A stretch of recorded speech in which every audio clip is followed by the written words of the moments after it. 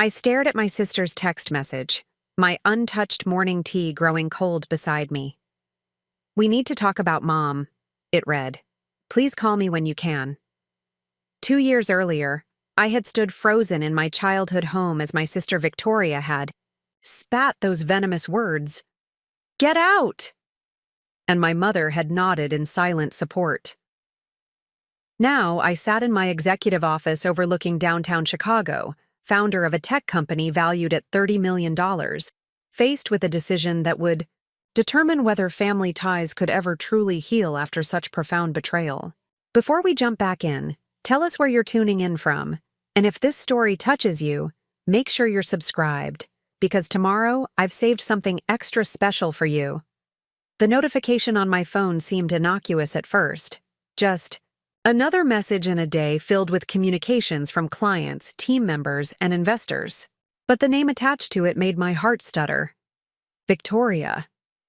My sister hadn't contacted me directly in nearly 2 years, not since that explosive Christmas Eve when she'd ordered me out of our family home with our mother's tacit approval. I set down the product development report I'd been reviewing and picked up my phone, reading the message again. "We need to talk about Mom. Please call me when you can." The words were simple but loaded with implication. No pleasantries, no acknowledgement of the time that had passed, just a directive couched as a request. What emergency could possibly warrant breaking the silence? My mother had been in excellent health when everything fell apart, a vibrant 63-year-old who played tennis twice weekly and volunteered at the community garden. Had something changed? Or was this simply a convenient excuse to initiate contact now that my company, NeuroSync Technologies, had been featured in Forbes and our innovative AI learning platform was being implemented in education systems across 3 countries? The timing felt suspiciously convenient. I glanced around my office, a corner suite with floor-to-ceiling windows offering panoramic views of the Chicago skyline. Modern art adorned the walls, pieces I'd carefully selected from emerging artists, whose vision resonated with mine.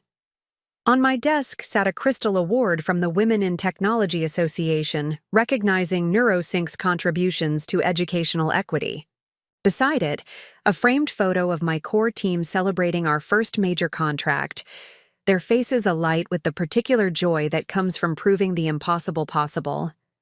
2 years ago, none of this had existed.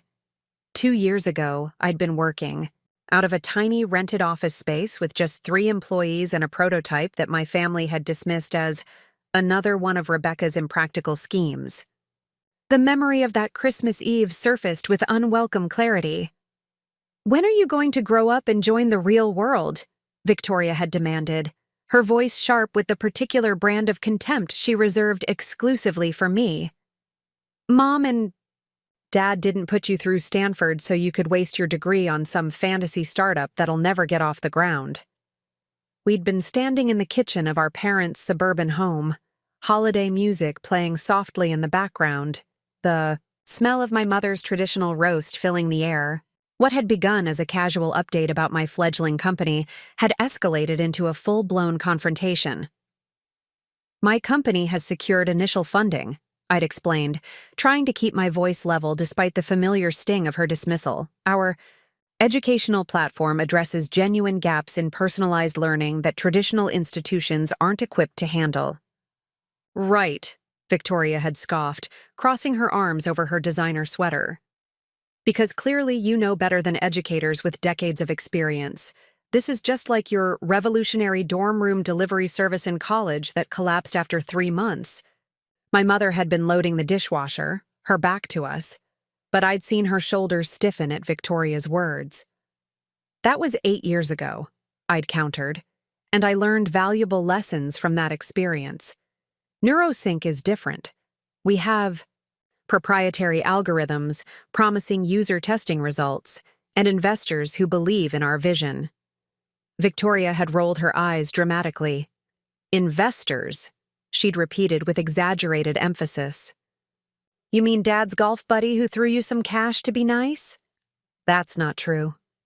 My voice had risen despite my determination to remain calm. Our seed round came from legitimate venture capitalists who reviewed our business plan and prototype. Enough, girls. My mother had finally turned around, wiping her hands on a dish towel. The disappointment in her eyes had been directed solely at me. Rebecca, your sister is concerned because she cares about you. We all do. We just don't want to see you struggle when you could have stability.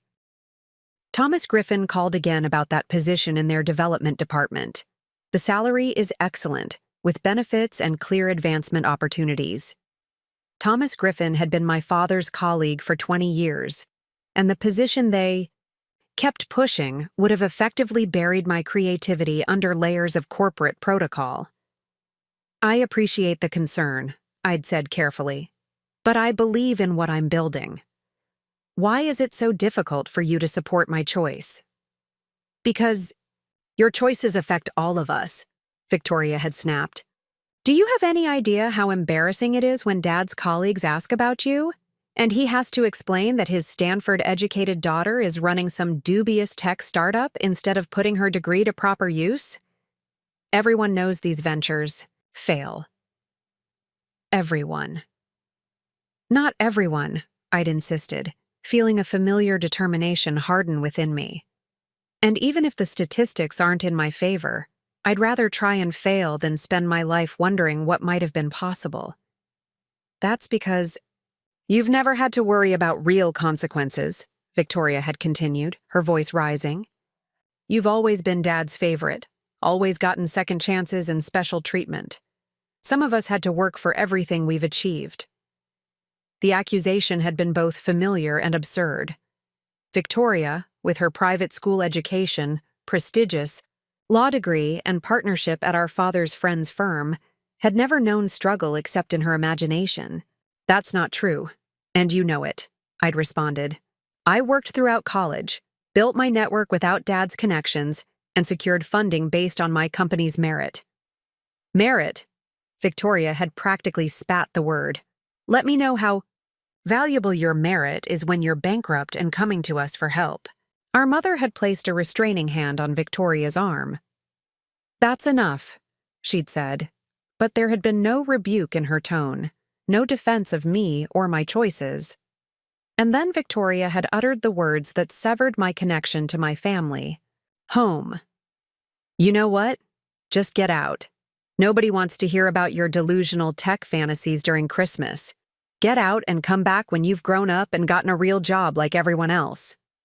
I'd looked to my mother then, waiting for her, to challenge this pronouncement, to remind Victoria that it wasn't her house to banish anyone from. Instead, she'd given that slight damning nod, the same nod she'd given when approving Victoria's assessment of my college boyfriend, my graduate school choice, my apartment selection.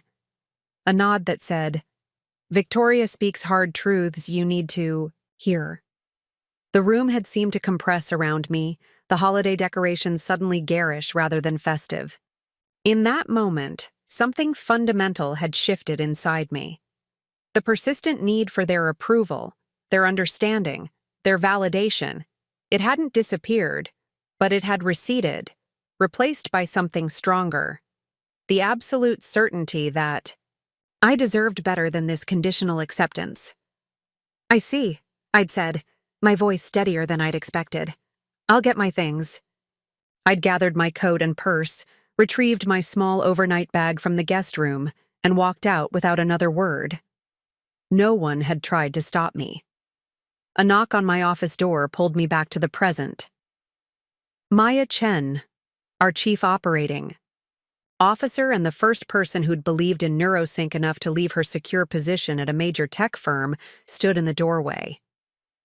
The team from Oakland Unified is here for the implementation review, she said. You okay? You look like you've seen a ghost. I glanced down at my phone, at Victoria's message still displayed on the screen. Just an unexpected blast from the past, I replied, setting the phone face down on my desk. I'll be right there. Maya nodded and closed the door, leaving me with one final moment to decide how to respond to Victoria's message.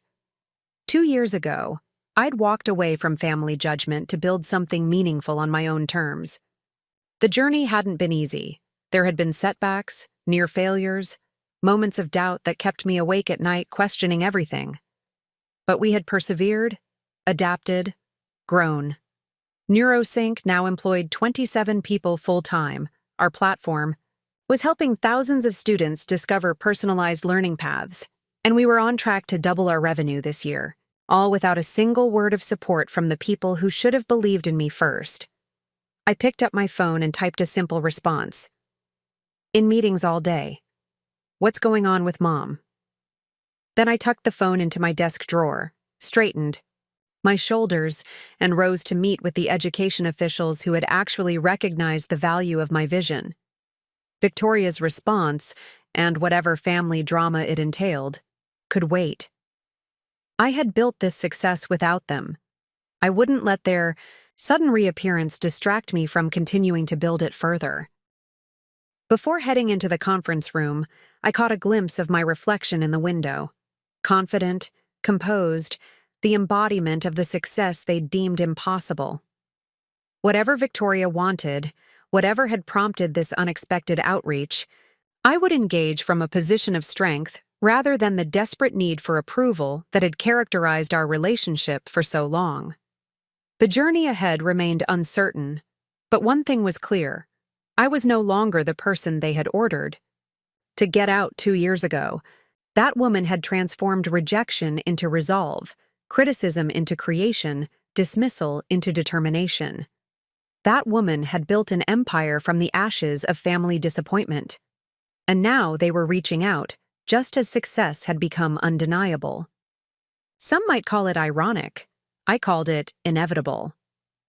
Preparing and narrating this story took us a lot of time, so if you are enjoying it, subscribe to our channel. It means a lot to us. Now back to the story. I managed to push Victoria's message to the back of my mind during the Oakland Unified meeting. Our platform's implementation had already shown promising results. A 27% increase in engagement among previously struggling students, and enthusiastic feedback from teachers who appreciated the adaptive teaching support. The district representatives were discussing expanding the pilot program to 10 additional schools for the coming academic year, which would make it our largest educational partnership to date. This was where I belonged, in discussions about meaningful innovation, surrounded by people who recognized potential rather than limitations. Yet, as the meeting concluded and handshakes were exchanged, Victoria's message crept back into my consciousness, an unwelcome intrusion from a past I'd worked hard to leave behind. Back in my office, I retrieved my phone from the drawer. 3 missed calls and a string of messages, all from Victoria. It's about Mom's 65th birthday next month. She's been asking about you. Can you please just call me? This is important. Dad wants everyone together for a surprise celebration. I stared at the messages, a complex mixture of emotions rising within me. My mother's birthday, not a health crisis or emergency, but a celebration. After 2 years of silence, they wanted me to simply reappear as though nothing had happened, to play the role of dutiful daughter at a family gathering where my achievements would likely be minimized or ignored entirely. Maya appeared in my doorway again, this time carrying 2 cups of coffee. "Thought you might need this after that meeting," she said, setting one on my desk before taking a seat in the visitor's chair. They were impressed, by the way. The curriculum director called you refreshingly authentic compared to other tech vendors they've worked with. I smiled despite my inner turmoil. That's because we actually care about education outcomes, not just selling software licenses. Maya nodded, then gestured toward my phone. Bad news? I hesitated, then decided on honesty. In the 2 years since founding NeuroSync, Maya had become more than a colleague. She'd become a friend, one of the few people who understood both my vision for the company and the personal costs of pursuing it. My sister, I explained, the one who told me to get out during our last family gathering. Apparently, my mother's 65th birthday is next month, and they want me there. Maya raised an eyebrow. The same sister who said your company would never succeed? The same mother who nodded along? The very same. Interesting timing, Maya noted, echoing my earlier thought. Just as NeuroSync is getting national recognition. Exactly. I took a sip of coffee, grateful for its warmth and the momentary distraction it provided. 2 years of silence, and suddenly I'm essential to my mother's birthday celebration. What are you thinking? Maya asked, her expression thoughtful rather than judgmental. I set down my cup, considering the question seriously. I'm thinking, that part of me wants to ignore the invitation entirely. Why should I expose myself to their criticism, or worse, their conditional approval now that I've proven myself by their metrics? But? Maya prompted, sensing my hesitation. But another part of me wants to go, not to seek their validation, but to return on my own terms. To show them through my presence and confidence that their rejection didn't break me. It catalyzed. Maya nodded slowly. Plus, it's your mother's birthday. Family is complicated. Understatement of the century, I replied with a wry smile. After Maya left, I found myself staring out at the Chicago skyline, watching the late afternoon, sun glint off neighboring buildings. The city had been my refuge after that disastrous Christmas Eve, anonymous yet full of possibility, distant enough from my suburban hometown to minimize accidental family encounters, yet close enough to maintain the business relationships I'd cultivated. My phone buzzed with another message from Victoria. This time she'd attached a photo, my mother in her garden, kneeling beside a bed of vibrant zinnias, her smile genuine but with a hint of melancholy that was new since I'd last seen her. She misses you, Victoria had written beneath the image. We all do. The words seemed hollow, given the length and completeness of their silence. If they had truly missed me, a phone call would have been possible at any point during the past 2 years. Had they reached out when I secured our first major funding round? When we doubled our staff? When we were featured in educational technology publications? They had not. Yet the photo of my mother stirred something inside me, a complex blend of love, loss, and lingering hurt that I hadn't fully processed despite my professional success.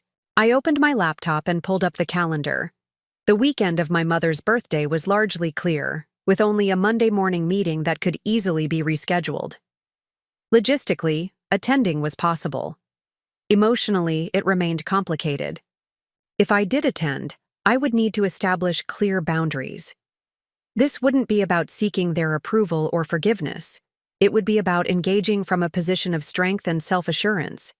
And I would need a gift, something thoughtful, that represented my genuine care for my mother without attempting to impress or overcompensate. After our successful meeting, I found myself browsing online for possibilities, eventually settling on a rare cultivar of daylily for her garden. My mother had always loved daylilies for their resilience and beauty, once telling me they were survivors by nature, blooming brilliantly even in difficult conditions. The symbolism wasn't lost on me. I arranged for the plants to be delivered to my apartment, where I could personally prepare them and transport them to the celebration. It was a more meaningful gesture than sending an expensive but impersonal gift, a testament to the fact that despite everything, I still knew and respected her passions. That evening in my apartment overlooking Millennium Park, I finally called Victoria. She answered on the first ring, her voice revealing more tension than I had anticipated. Rebecca, finally. I've been trying to reach you all day. I was in meetings, I replied evenly. Important ones regarding the educational platform you once dismissed as a fantasy. There was a brief pause, then, I deserve that. But this isn't about our past disagreements. It's about Mom's birthday. Dad's planning a surprise garden party at the house, and he specifically asked me to make sure you'd be there. Did he? I kept my tone neutral. That's interesting, considering neither he nor Mom has contacted me directly in 2 years. Victoria sighed, the sound both familiar and distant through the phone. Look, I know things ended badly at Christmas. I said things I shouldn't have. We all did. But this is Mom's 65th birthday, a milestone. Can't we set aside our differences? For one weekend? Setting aside differences requires acknowledging them first, I pointed out. No one has acknowledged anything. You told me to get out, Victoria. Mom backed you up. Now you want me to reappear as though nothing happened? I'm acknowledging it now, she said, an edge of frustration in her voice. I was wrong to speak to you that way. Is that what you need to hear? The apology felt perfunctory, motivated by the immediate need to secure my attendance rather than genuine regret. Still, it was more than I had expected. What I need, said carefully, is to understand why I'm suddenly welcome again. Is it because you genuinely want to repair our relationship? Or is it because NeuroSync's success makes my choices more acceptable to you now? That's not fair, Victoria protested. This isn't about your company. It's about family. Family works both ways, Victoria. Where was this concern for family bonds when I was building something from nothing? When I could have used support instead of criticism? There was a longer pause this time, and when Victoria spoke again, her voice had lost some of its defensive edge. I don't have a good answer for that. I thought I was being protective, trying to save you from what seemed like certain disappointment. I was wrong, clearly. Your company is doing... Well, it's doing remarkably well from what I've read. It was the closest thing to genuine acknowledgement I'd heard from her, and despite my reservations, I felt a small measure of vindication. Yes, it is, I confirmed. We're helping thousands of students who were struggling in traditional educational environments. That's actually impressive, Rebecca. I mean it. The compliment, however belated, created a tiny fracture in the wall I'd built around my family-related emotions. Thank you, I said simply. Then, making a decision, I'll come to Mom's birthday. But I'm coming as who I am now, not who you all wanted me to be 2 years ago. I won't pretend the rejection didn't happen, and I won't diminish my accomplishments to make anyone comfortable. I understand, Victoria said quickly, relief evident in her voice. It's next Saturday, starts at 3. Casual garden party. Dad's hired Mom's favorite local jazz quartet. After ending the call, I walked to my floor-to-ceiling windows, watching. The city lights flicker to life as dusk settled over Chicago. The decision to attend felt simultaneously empowering and anxiety-inducing. I would be re-entering the space that had once rejected me, but as a fundamentally different person. Successful by conventional metrics, yes, but more importantly, secure in my own vision and values. Whatever happened at my mother's birthday, celebration, I would no longer be seeking validation from people who had been unwilling to believe in me when belief mattered most. I would be offering them the opportunity to know the person I had become, a leader, an innovator, a woman who had transformed rejection into remarkable success. The choice to accept or reject that opportunity would be entirely theirs. The drive to my parents' suburban home felt surreal. I'd made this journey countless times throughout my life, but never with such conflicting emotions. As I guided my Audi through familiar streets, I found myself gripping the steering wheel with unnecessary force, consciously reminding myself to relax, to breathe. I'd chosen my outfit deliberately, a tailored navy jumpsuit that projected both confidence and casual elegance, paired with simple gold jewelry and comfortable yet stylish sandals appropriate for a garden party. Professional but not ostentatious. Successful but not trying too hard. It had taken 3 outfit changes to find this balance, a fact I wasn't entirely proud of. Why did I still care what they thought of my appearance? The carefully potted daylilies sat on my passenger seat, their vibrant orange blooms catching the afternoon sunlight. I'd spent yesterday evening preparing them, making sure they were perfect. Another action that betrayed my lingering desire for approval despite my insistence. That I was beyond such needs. As I turned onto Maple Avenue, The street where I'd grown up, memories cascaded unbidden. Learning to ride a bike on this sidewalk, walking to the corner store with my first allowance, waiting for the school bus at that stop sign. The neighborhood hadn't changed much, still lined with mature trees and well-maintained homes, still exuding that particular suburban prosperity that had shaped my early understanding of success. My parents' house came into view, the colonial with the navy shutters, and wraparound porch, its expansive front lawn immaculately maintained as always. Several cars already lined the driveway and street, including Victoria's Mercedes SUV and what I recognized as my father's golf partner's Lexus. I parked a few houses down, giving myself a final moment of solitude before entering the celebration. "You're not seeking their approval," I whispered to myself, a mantra I'd repeated throughout the morning. "You're here on your own terms." I collected the daylilies, checked my reflection in the rearview mirror, and made my way toward the house. Rather than using the front entrance, I followed the stone path around to the backyard where I could hear the gentle notes of jazz music and the murmur of conversation. The garden had always been my mother's pride, a carefully curated space of perennial beds, flowering shrubs, and a central patio area perfect for entertaining.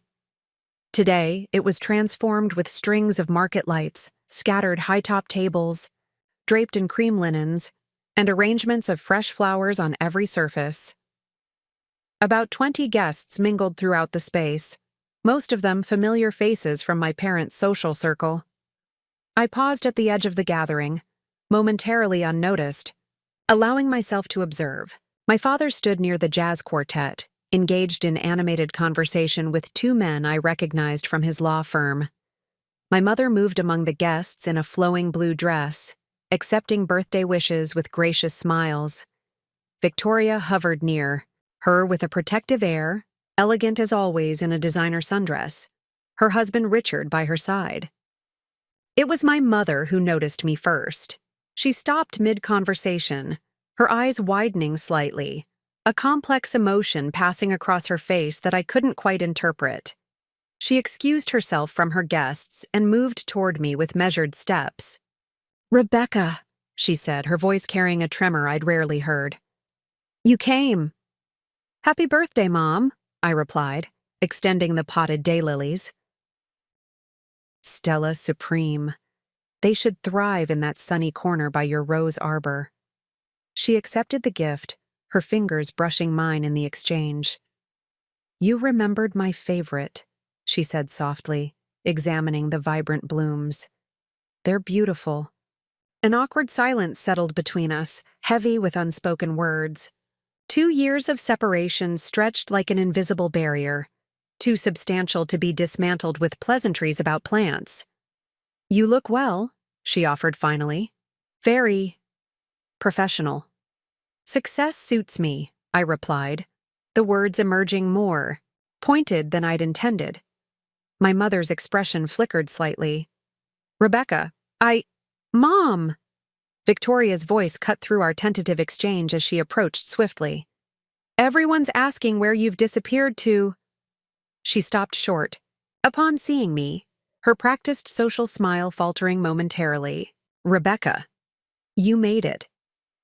"As promised," I confirmed, meeting her gaze steadily. Victoria recovered quickly, her smile reinstating itself with professional efficiency. "Dad will be thrilled. He's over by the musicians, talking about his golf game. As usual." "Some things never change," I observed, the comment neutral enough on its surface. "And some things do," Victoria countered, her eyes traveling over me with unmistakable assessment. "I almost didn't recognize you. Chicago clearly agrees with you." "It's not Chicago," I replied evenly. "It's building something meaningful on my own terms."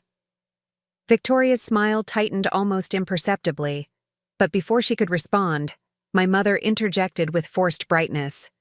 "Let's not keep your father waiting. He's been looking forward to seeing you." As we moved through the gathering, I felt the curious glances of family, friends, and relatives, their whispered observations barely concealed. I caught fragments as we passed, Rebecca's back, the tech company daughter. Quite successful from what I hear. Each comment a reminder that my absence and return were subjects of speculation. My father stood with his back to us, gesturing emphatically as he described what must have been a particularly impressive golf shot. At 67, he remained imposing, tall and broad-shouldered, his hair more silver than brown now, but still thick. My mother touched his elbow gently. "Charles, look who's here," she said, a note of carefully modulated excitement in her voice. He turned, and for a brief, unguarded moment, genuine surprise and what looked like relief washed over his features. "Rebecca," he said, his voice gruff with emotion. "You made it." Without warning, he pulled me into an embrace, an unusual gesture from a man who had always been sparing with physical affection. I stiffened momentarily before allowing myself to return the hug briefly. "Happy birthday to Mom," I said as we separated, uncomfortable with the unexpected display. Yes, of course," he agreed, collecting himself. "Quite a milestone. 65, can you believe it? Your mother doesn't look a day over 50. He turned to beam at my mother, who accepted the compliment with practiced grace. "Rebecca brought me Stella Supreme daylilies," she informed him, displaying the pot. "Always the thoughtful one," my father remarked with an approving nod. "Come, let me get you a drink. The bar is fully stocked, and we have that Pinot Noir you always enjoyed." "I'll stick with sparkling water," I replied. "I have some work to review tonight after I drive back to the city." My father's expression dimmed slightly. "You're not staying over? We've kept your room exactly as you left it." The statement struck me as unintentionally revealing. They had preserved a physical space for me while making it emotionally impossible for me to remain there. The irony wasn't lost on me. "My schedule only allowed for the afternoon," I explained, a polite fiction that established my boundaries. As my father went to fetch my drink, Victoria's husband Richard approached, extending his hand with the confidence of someone accustomed to commanding attention. "Rebecca, good to see you again," he said, his corporate smile firmly in place. "Victoria mentioned your company was featured in Forbes recently. Quite an achievement." "Thank you, Richard," I replied, accepting his handshake briefly. "Neurosync is doing well." "Educational technology, isn't it?" he continued. "Fascinating sector. One of our clients at the firm is considering acquisitions in that space. Perhaps there might be some synergy worth exploring." Victoria appeared at his side, her expression cautious. "Richard, I'm sure Rebecca didn't come to Mom's birthday to discuss business opportunities." "Actually," I interjected smoothly, "I'm always interested in discussing Neurosync. Though we're not currently seeking acquisition, our independence allows us to prioritize educational outcomes over shareholder returns, something our school partners particularly value." Richard's smile tightened almost imperceptibly. "Noble position, though every growing company reaches a point where capital infusion becomes necessary for scaling operations. We've secured Series B funding that supports our growth trajectory for the next 18 months, I informed him, maintaining a pleasant tone despite the familiar feeling of having my business decisions questioned. "Our investor partnerships align with our mission and vision." "Impressive," Richard conceded, though his tone suggested skepticism. "Victoria mentioned you were always the independent thinker in the family." "One way of putting it," I replied, with a slight smile. My father returned with my sparkling water, and the conversation shifted to more general topics. The unusually warm weather, my cousin's recent marriage, my uncle's retirement. Throughout these exchanges, I maintained a polite, engaged demeanor while carefully observing the family dynamics I'd once been immersed in. Victoria dominated conversations just as she always had, positioning herself as the family authority on every subject from politics to parenting. My father deferred to her opinions with the same approving nods he'd given throughout our childhood. My mother moved between groups, ensuring everyone was comfortable, her own preferences carefully subordinated to those of her guests. These patterns had once seemed normal to me, the expected order of our family universe. Now, with distance and perspective, I recognize them as the dysfunctional dynamics they were.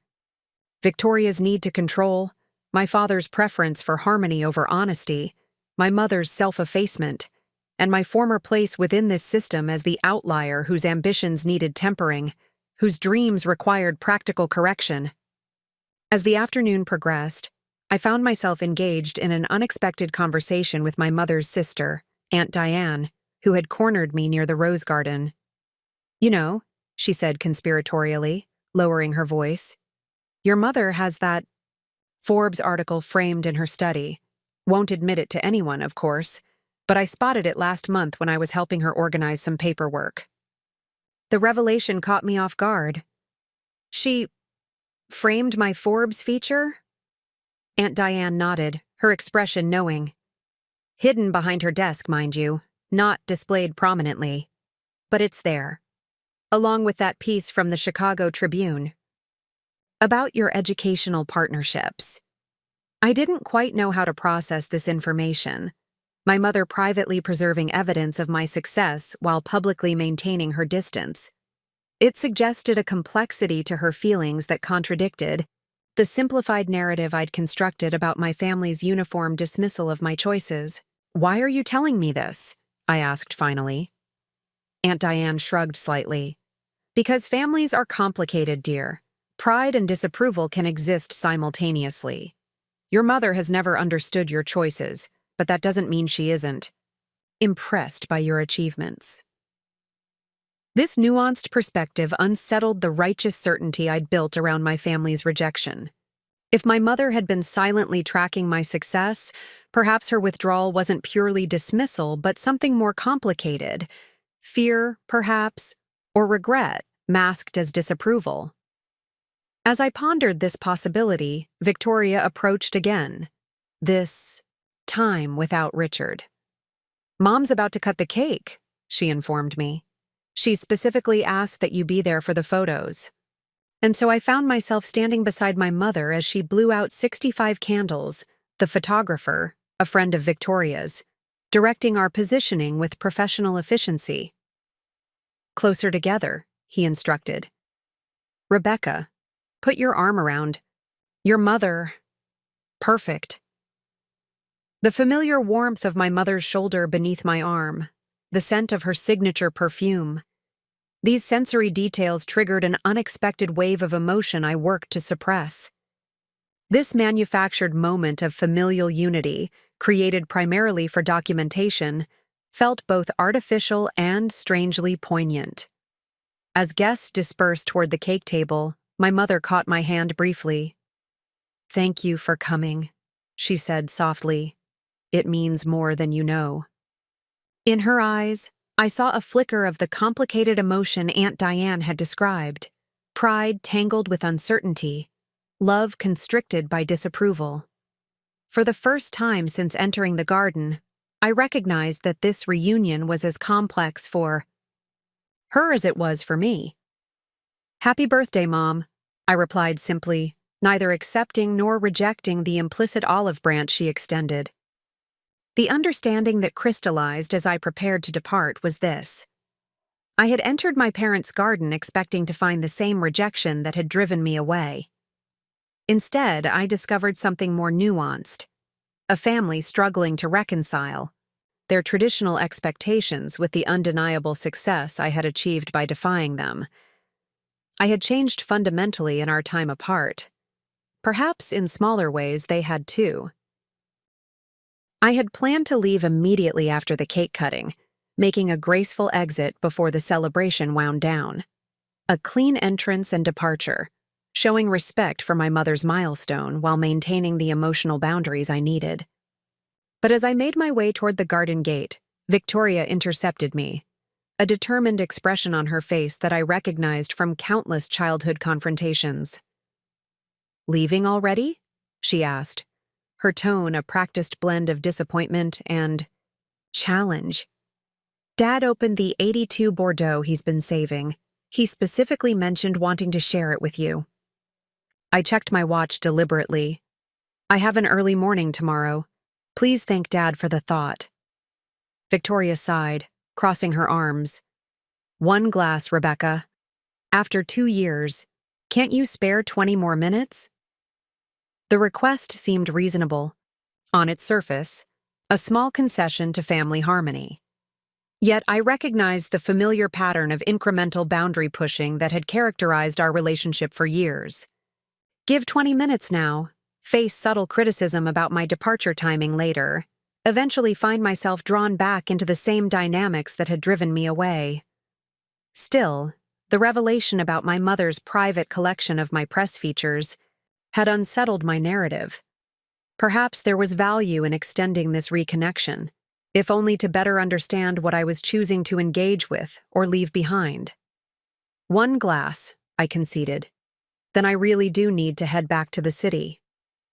Victoria's expression brightened with triumph as she led me toward the stone patio, where our father had set up an impromptu wine tasting with several interested guests.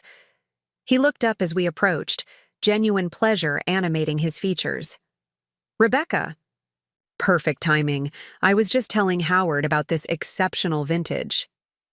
He gestured to an older man I recognized as his longtime friend and golf partner. You remember Howard Mercer? Of course, I replied with a polite smile.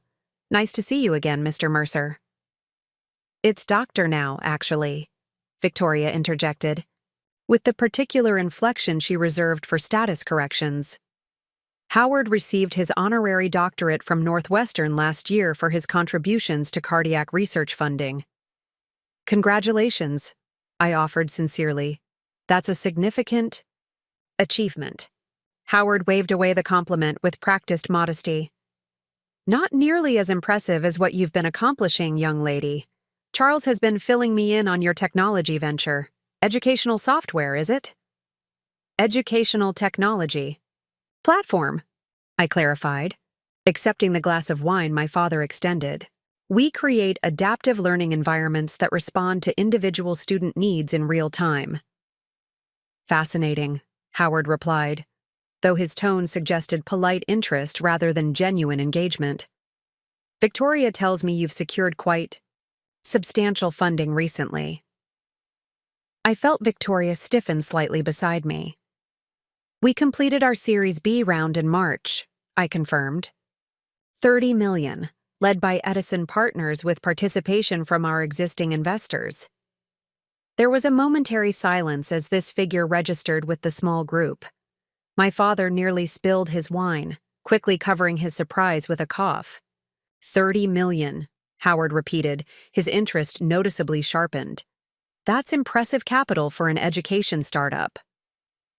Our growth metrics and market penetration justified the valuation, I explained simply. We're currently in over 200 schools across 12 states with international pilots launching next quarter. Victoria cleared her throat. Rebecca has always been ambitious, she said, her tone suggesting this was both compliment and criticism. Even as a child, she wanted to change the world rather than fit into it. Sometimes the world needs changing, I replied evenly, meeting her gaze directly. My father, sensing the undercurrent of tension, quickly steered the conversation toward safer territory. Howard's recent African safari, the performance of mutual funds in the current market, the renovations, planned for the country club's south course. I sipped my wine and observed, noting how carefully my father managed the social dynamics, ensuring no one dominated too completely, that everyone felt included and valued. It was a skill I'd unconsciously incorporated into my own leadership style, I realized, creating space for diverse perspectives, managing strong personalities to ensure collaborative success. As these parallels between my father's social orchestration and my own management approach dawned on me, I found myself reevaluating other aspects of my family's influence. Perhaps they had shaped me more than I'd acknowledged, not just through reaction against their limitations, but through absorption of their strengths. The conversation continued pleasantly enough until my mother approached, touching my father's arm lightly. Charles, the Hendersons are leaving. Could you see them out? As my father excused himself, my mother turned to me.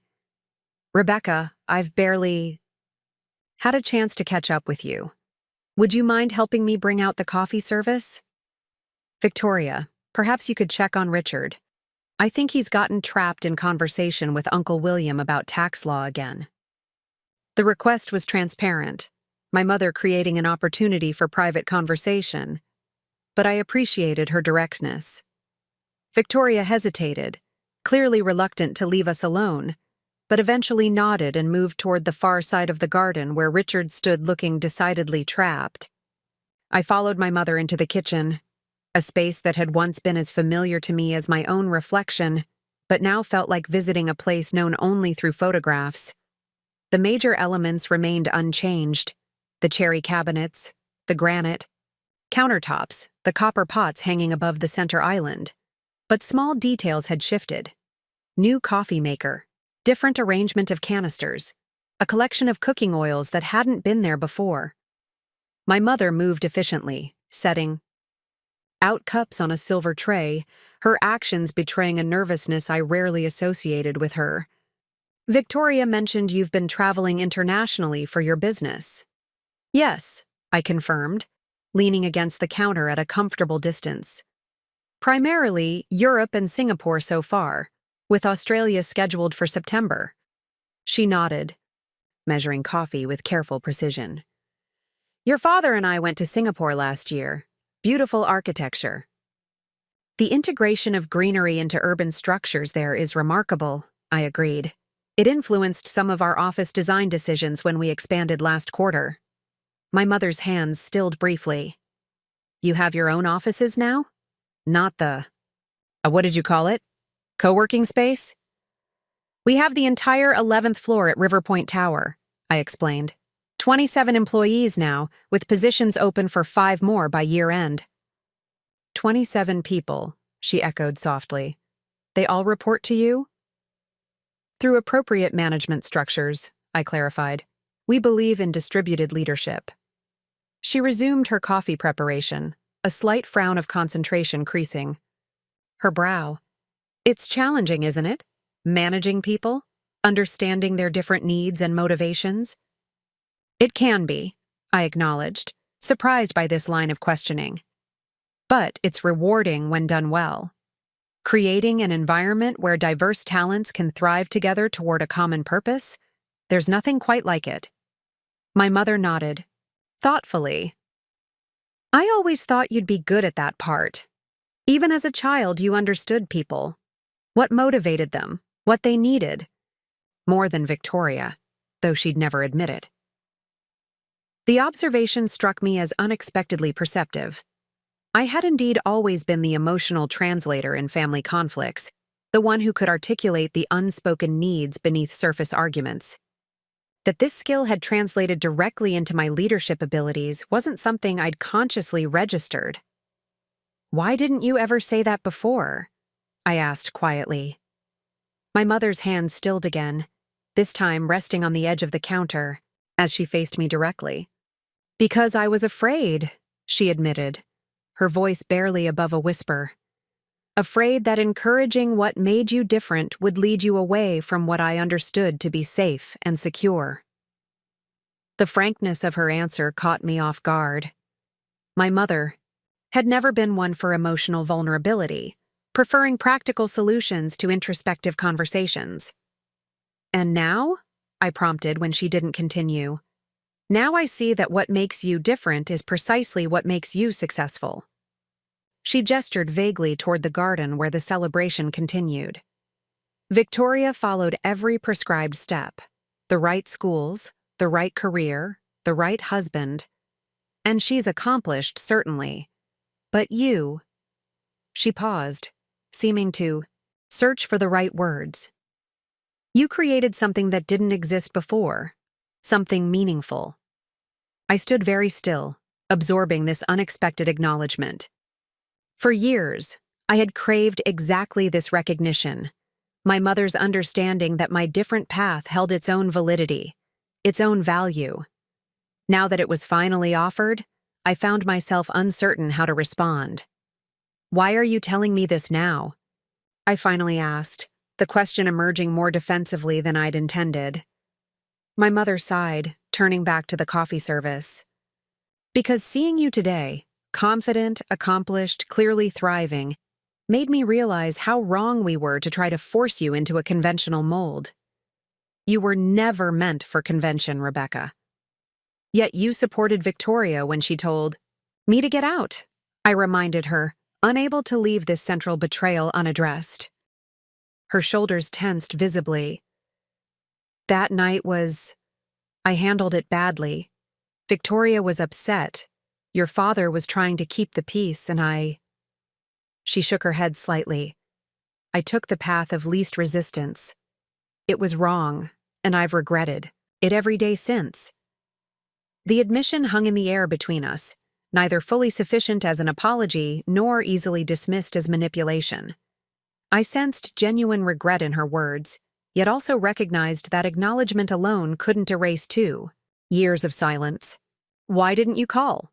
I asked, the question that had lingered since receiving Victoria's initial message. "If you regretted what happened, why wait 2 years to reach out?" My mother's expression shifted, vulnerability replaced by something more complex, shame, perhaps, or embarrassment. "Pride," she admitted after a long moment. "Stubborn, foolish pride. At first I thought you'd call once you cooled down. Then weeks passed, and it seemed too late for a simple phone call. Then months, and the silence became this wall that I didn't know how to breach." She arranged cups on the tray with precise movements. "And yes, I'll admit that seeing your success made it both easier and harder. Easier because it gave me an excuse to reconnect without having to fully acknowledge my failure as a mother. Harder because it confirmed how wrong we'd been about your choices." This transparent admission of complicated motives struck me as more authentic than any simplified apology could have been.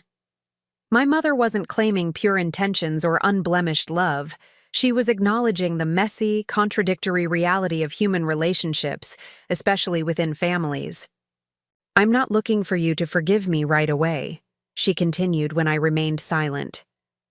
"Or perhaps ever. But I want you to know that I am proud of you, Rebecca. Not just because your company is successful by conventional metrics, but because you had the courage to follow your conviction when everyone, including me, told you it was wrong." Before I could formulate a response to this unprecedented openness, Victoria entered the kitchen, her timing as impeccable as ever when it came to interrupting potential reconciliation. "There you are," she said brightly, though her eyes narrowed slightly as she assessed the serious expressions on our faces. "Everyone's asking about coffee and dessert."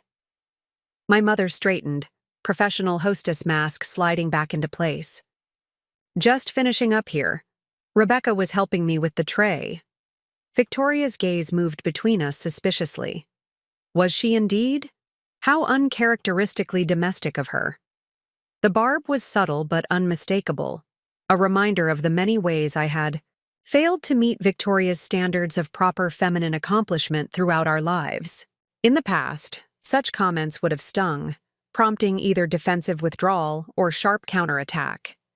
Now, I found myself viewing her strategy with curious detachment, recognizing the insecurity that fueled it. "Actually," I replied calmly, "Mom and I were having an interesting conversation about leadership styles and emotional intelligence in management. Skills that transfer quite effectively between running a household and running a company, as it happens." Victoria's expression tightened almost imperceptibly. "How fascinating," she said, voice dripping with insincerity. "Perhaps you can continue this enlightening discussion while people wait for their coffee?" My mother handed me the cream pitcher with a slight eye roll that surprised me with its conspiratorial quality. "We're coming, Victoria. The world won't end if the Hendersons wait an extra minute for their coffee." This mild assertion, so small as to be nearly insignificant, nevertheless represented a tiny shift in the family dynamic I had always known. My mother, offering the slightest pushback against Victoria's controlling tendencies. Victoria, momentarily taken aback by this unexpected resistance, and me, witness to this subtle realignment, understanding that perhaps the family system had not remained as static in my absence as I had assumed. As we carried the coffee service outside, I realized that the simplified narrative I had constructed of a uniformly disapproving family suddenly interested only because of my financial success required revision. The reality, as always, was more nuanced. People could change, even if incrementally. Relationships could evolve, even after significant rupture. The question that remained as I rejoined the garden party, now with a clearer departure timeline established, was whether these small shifts signaled meaningful change or merely momentary adaptation. And perhaps more importantly, whether I was willing to invest in finding out. I had successfully navigated the coffee service and subsequent dessert without further confrontation. The party had begun to thin as evening approached, with older guests departing first, offering birthday wishes to my mother and polite nods to me. I had managed to maintain the delicate balance of engaged cordiality without overcommitting emotionally, a diplomacy strategy I'd perfected in challenging investor meetings. My planned departure was approaching, and I had begun to feel a tentative sense of accomplishment. I had attended, maintained boundaries, and even experienced an unexpectedly meaningful conversation with my mother. Perhaps this brief reconnection could serve as a foundation for a more balanced relationship moving forward, one built on mutual respect rather than expectation and disappointment. Then Richard approached as I was gathering my purse and keys, his expression suggesting casual conversation, though his eyes held calculation. "Heading out already?" he asked, positioning himself between me and the garden exit. "Victoria mentioned you're driving back to the city tonight." "Yes, I have. Early commitments tomorrow," I explained, not elaborating further. Richard nodded, swirling the whiskey in his glass with practiced nonchalance. "You know, your trajectory with NeuroSync has been quite remarkable. I've been looking into your company since Victoria mentioned your visit." The statement carried an implication that made me immediately wary. "Research is always valuable," I replied neutrally. "Indeed." He took a measured sip of his drink. "Your Series B valuation particularly caught my attention. 30 million is significant for an edtech company at your stage." "Our metrics support the valuation," I responded, maintaining an even tone despite my growing discomfort with his focus. "Certainly," Richard agreed smoothly. "Though I did notice your burn rate has increased substantially since last quarter. New office space, international expansion, aggressive hiring, all necessary for growth, of course, but creating significant cash flow considerations." I stilled completely, the casual reference to non-public financial details sending a chill through me. "Our financial strategy is sound and private." Richard smiled, the expression not reaching his eyes. "Of course, I merely mention it because Meridian Ventures has been exploring educational technology investments. My contact there mentioned your company specifically." Meridian Ventures was a mid-sized venture capital firm known for aggressive investment strategies that often led to founder displacement. That Richard had connections there wasn't surprising. His corporate law practice specialized in mergers and acquisitions, but his casual reference to my company's internal metrics suggested he'd been doing more than casual research. "How exactly did your contact at Meridian come to discuss NeuroSync's private financial details with you?" I asked, abandoning pretense of casual conversation. Richard's smile remained fixed.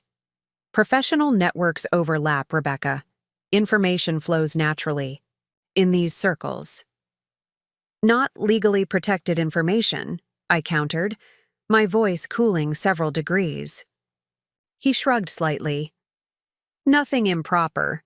Just colleagues sharing perspectives on promising opportunities.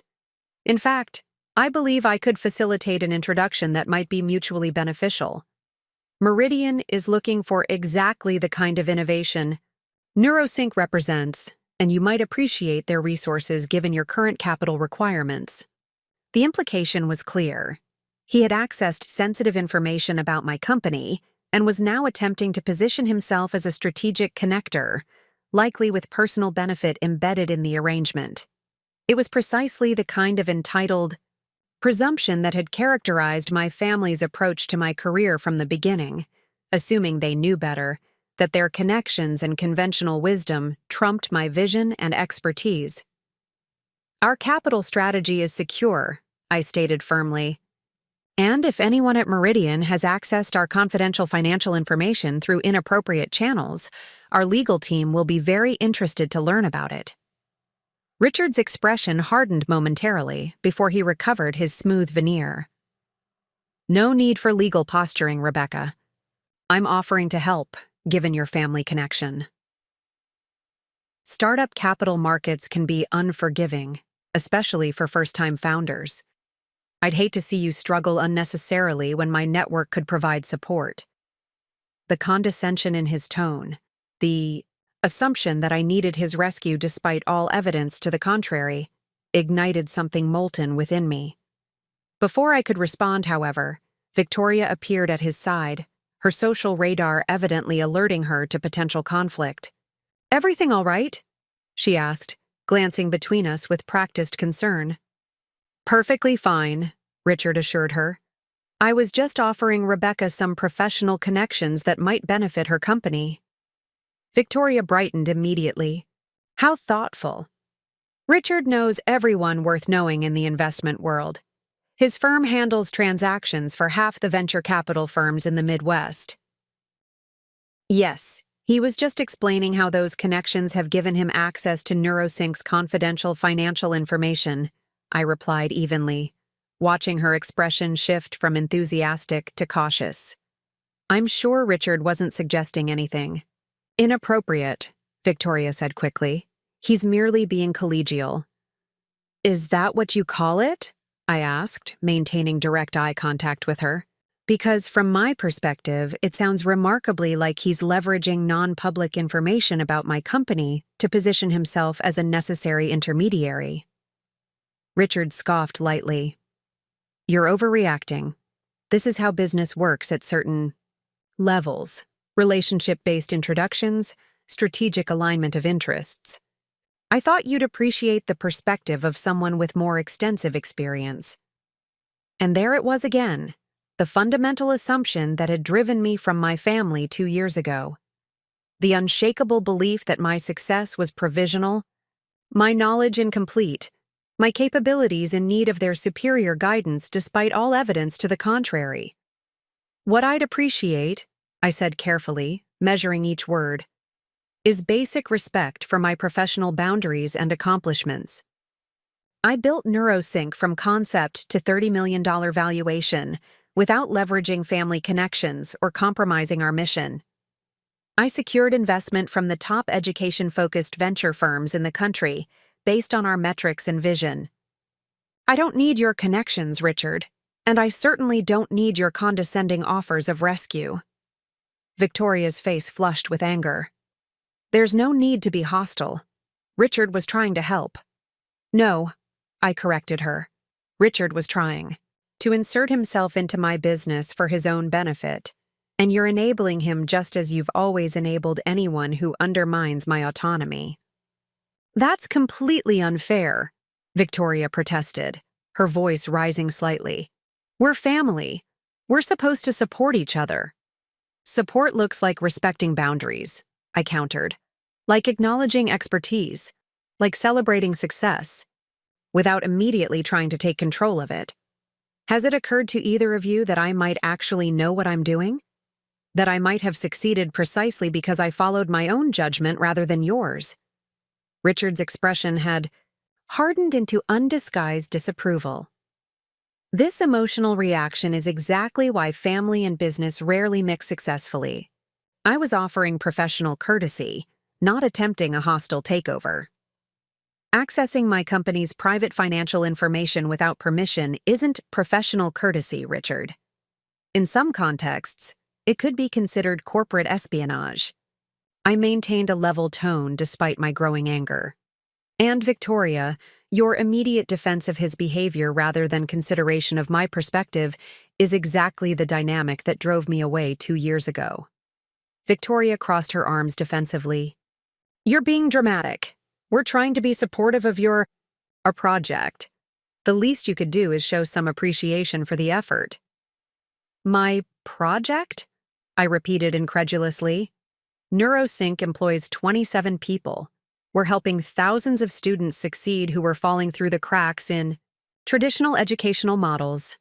We've raised $30 million from the most respected investors in our industry. Yet you still can't bring yourself to acknowledge that what I've built has legitimacy and value on its own terms. My voice had remained steady, but I felt a familiar pressure building in my chest, the particular frustration of having my reality consistently diminished and reframed by those who claim to care about me. Of course it has value, Victoria insisted, though her tone suggested patronizing reassurance rather than genuine respect. We're just concerned about sustainability.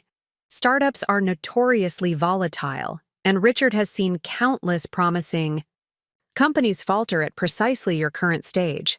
There's no shame in accepting guidance from those with more experience.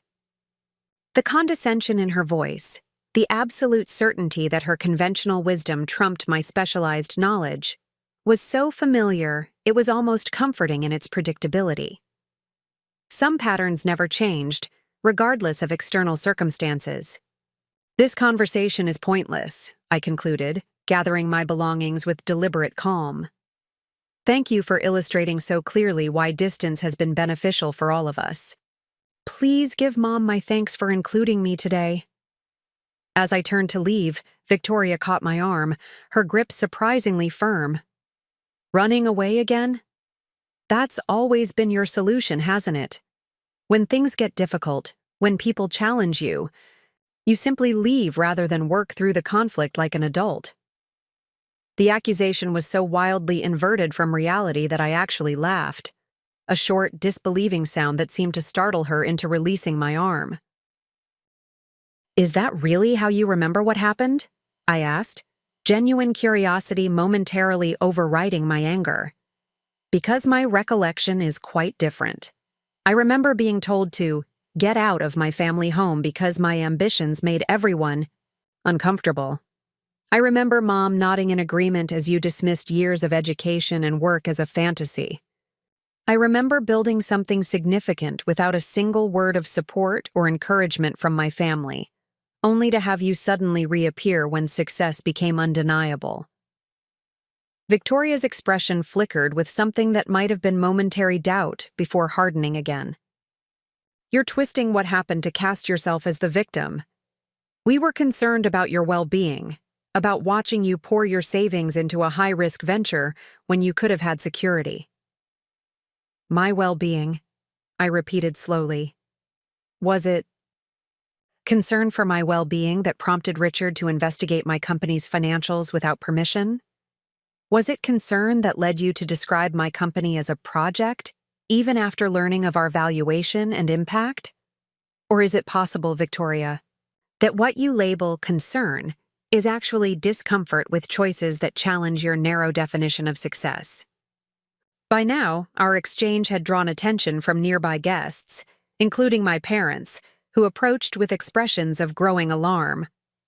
My father reached us first, his forced smile doing little to disguise his anxiety. "Everything all right here?" he asked, looking between Victoria and me with the particular discomfort of someone who abhorred open conflict. "Fine," Victoria replied tersely. "Rebecca was just leaving." "Yes, I was," I confirmed, meeting my father's gaze directly. "Thank you for including me today. It was illuminating." My mother stepped forward, her expression concerned. "Rebecca, please don't go like this. We've hardly had a chance to reconnect properly." "I think we've reconnected quite sufficiently," I replied, softening my tone slightly for her benefit. "Some patterns are remarkably resistant to change, aren't they?" "What does that mean?" my father asked, genuine confusion in his voice. "It means," I explained carefully, "that despite 2 years of proven success following my vision rather than yours, despite building something meaningful and valuable by conventional metrics and otherwise, I'm still treated as someone who needs guidance rather than respect. Richard has been investigating my company's private financials and offering to help me with connections to predatory investors. Victoria still can't bring herself to acknowledge what I've built as anything more than a project. And you both," I looked between my parents, "still stand by silently while this dynamic repeats itself." My mother's face paled slightly. "Rebecca, I'm sure there's been a misunderstanding." "There's no misunderstanding," I interrupted gently. "There's just clarity. I didn't come today seeking your approval or validation. I've learned to find those within myself and among people who genuinely respect my vision. I came because I thought perhaps time and distance might have created space for a new kind of relationship. I see now that was premature." With those words, I turned and walked toward the garden gate, feeling the weight of their stares but no longer burdened by them. This time, no one called after me to stop. No one demanded I stay and continue a conversation that could only travel in circles. Perhaps this, at least, represented a small evolution. Recognition that I would no longer be held in place by obligation or manipulation. As I reached my car, I heard footsteps behind me and turned to find my mother approaching alone. Her expression, troubled. "Rebecca, please," she said softly. "Don't leave like this again." "I'm not leaving like this," I clarified, my voice gentler than it had been moments before. Last time I left hurt and rejected, seeking to prove my worth. This time I'm leaving with clarity and self-respect, knowing my worth isn't determined by family validation. She studied my face for a long moment. "You've changed," she said finally. "Yes," I agreed simply. "Success does that. Not financial success, but the kind that comes from creating something meaningful on your own terms. Will you?" She hesitated, then continued with uncharacteristic vulnerability. "Will you give us another chance? Not today, obviously, but perhaps when emotions aren't so high." I considered her request carefully, unwilling to offer false hope, yet recognizing the courage it took for her to ask directly. "I'm open to individual relationships with family members who can respect my boundaries and achievements," I said finally. "But I won't subject myself to Victoria and Richard's behavior again, nor to environments where that behavior is tolerated." She nodded slowly, accepting the terms with surprising grace. "That seems fair." As I drove away from my childhood home for the second time, I realized that while the situation rhymed with my previous departure, the emotional landscape was entirely different. 2 years ago, I had left seeking to prove my family wrong about my capabilities and choices. Today, I left having already proven them wrong, seeking only to protect what I had built, not just my company, but my sense of self-worth and autonomy. The true test of success, I reflected as the familiar streets of my childhood neighborhood receded behind me, wasn't financial valuation or public recognition. It was the ability to stand firmly in your truth, even when those closest to you couldn't see or accept it. By that measure, regardless of what happened with NeuroSync in the future, I had already succeeded beyond measure. The drive back to Chicago should have left me drained, perhaps even regretful about how the afternoon had concluded. Instead, I felt an unexpected clarity and energy flowing through me as city lights began to appear on the horizon.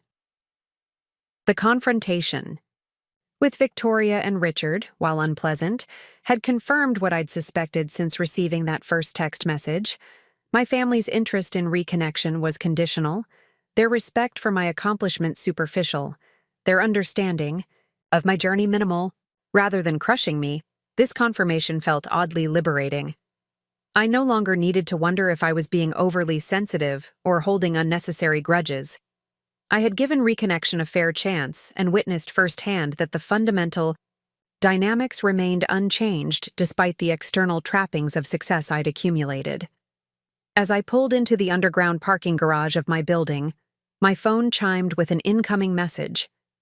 I expected it to be from my mother or Victoria. Perhaps an attempt at damage control or even a rare apology. Instead, it was from Maya. Good news! Oakland Unified Board voted unanimously to expand our implementation to all middle schools in the district. Celebration breakfast tomorrow? Let me know if you survived family reunion intact. The message brought an immediate smile to my face. This was what mattered. Real impact, measurable progress, collaborators who shared my vision without qualification. I texted back a quick confirmation about breakfast along with a brief, "Family exactly as expected. Details tomorrow." My apartment welcomed me with its quiet elegance. The floor-to-ceiling windows showcasing Chicago's nighttime panorama. The carefully curated furniture selected for both aesthetics and functionality. The subtle integration of smart home technology that responded to my presence with soft lighting and gentle ambient music. Every element reflected intentional choices made without compromise or external approval. I moved to my home office, a space I'd designed for both productivity and inspiration. One wall featured a gallery of framed photographs documenting NeuroSync's journey, our first tiny office with just 3 desks, the team celebrating our initial school implementation, students engaged with our platform during early testing, the ribbon cutting at our current headquarters. Beside these visual milestones hung our first patent certificate and framed copies of significant press coverage. This visual history reminded me daily of what was possible when you remained committed to your vision despite obstacles and doubters. Each image represented not just professional achievement, but personal growth. Moments when I'd chosen courage over comfort, innovation over conformity, resilience over retreat. I settled at my desk, opening my laptop to review tomorrow's calendar and make notes while the day's events remained fresh. As I typed, I found my thoughts organizing themselves into unexpected clarity. The family reunion, painful as aspects, had been offered valuable perspective on both how far I'd come and what I'd left behind. 2 years ago, I had departed my family home wounded and angry, but determined to prove myself. Today, I had returned not seeking validation, but willing to explore whether new relationship terms were possible. The outcome had been disappointing, but informative, revealing that while success had changed how they viewed me superficially, their fundamental inability to respect my autonomy remained consistent. What struck me most profoundly as I reflected was how different my internal experience had been during this second confrontation.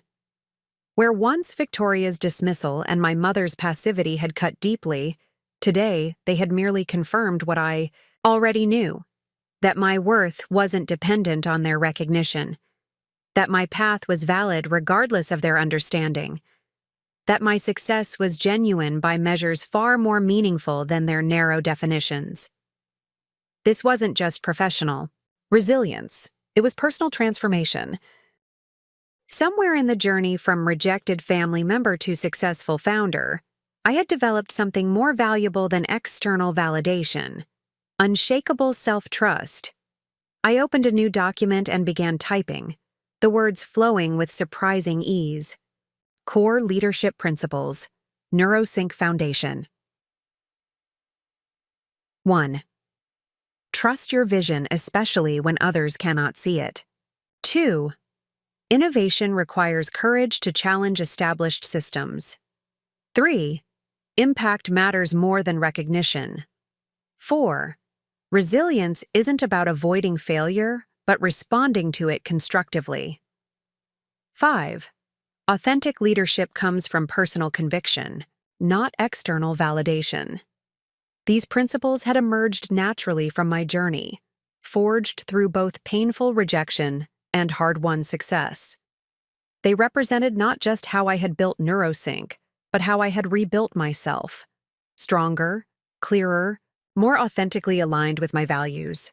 As I continued developing this document, I realized it could serve multiple purposes: a foundational text for our growing team, a manifesto for our educational partners, and a personal reminder of the wisdom gained through challenge. What had begun as reflective processing of a difficult family reunion was transforming into something potentially valuable for our entire organization. Near midnight, as I was finalizing the document, my phone rang, an unusual occurrence at this hour. The screen displayed Mom, causing momentary hesitation before I answered. "Rebecca," my mother began, her voice carrying uncharacteristic uncertainty. "I hope I'm not calling too late." "I'm still up," I replied neutrally, unsure of her purpose. "I wanted to apologize," she continued after a brief silence.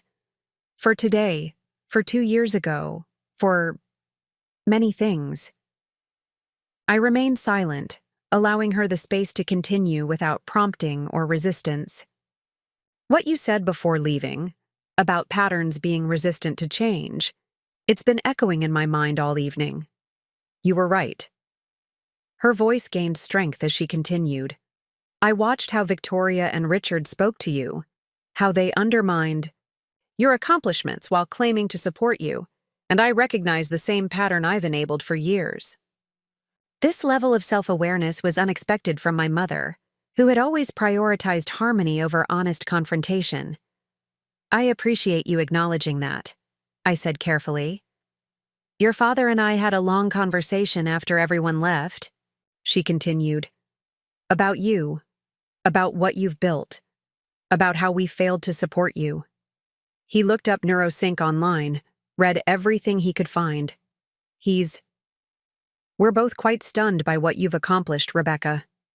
Not just the business success, but the educational impact."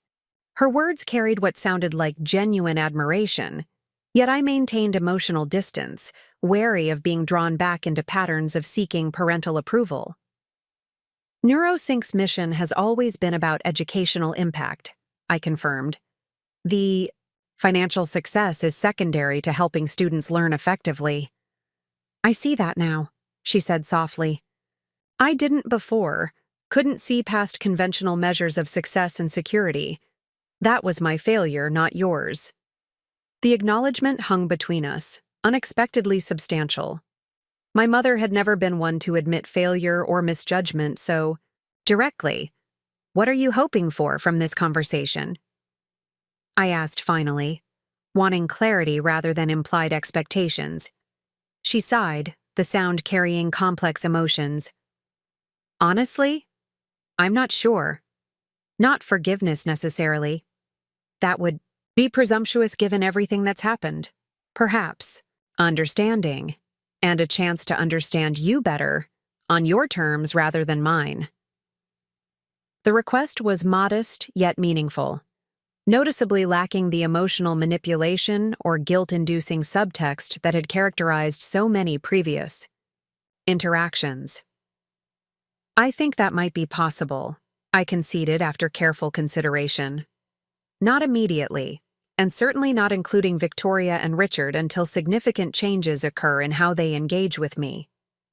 But between us, yes, I'm open to building something new." "That's more than I hoped for," she admitted, relief evident in her voice. "Thank you." After we disconnected, I returned to the Leadership Principles document with renewed perspective. To the existing list, I added a 6th principle. 6. Growth requires letting go of outdated self-perceptions, of relationships that diminish rather than elevate, of the need for universal approval. This insight felt particularly relevant given the evening's developments. My mother's unexpected call represented a potential shift in our relationship dynamic, not because she suddenly understood my choices completely, but because she had acknowledged her limited perspective and expressed willingness to expand it. Whether this represented genuine evolution or momentary remorse remained to be seen. Either way, my response would be guided by self-respect, rather than the desperate hunger for approval that had once defined my family interactions. As I prepared for bed, I found myself surprisingly at peace. The day had contained disappointment, and conflict, yet had ultimately reinforced my confidence in the path I'd chosen. The contrast between who I had been 2 years ago, seeking external validation, allowing others to define my worth, doubting my own instincts, and who I had become, was stark and encouraging. My phone chimed once more with an incoming email.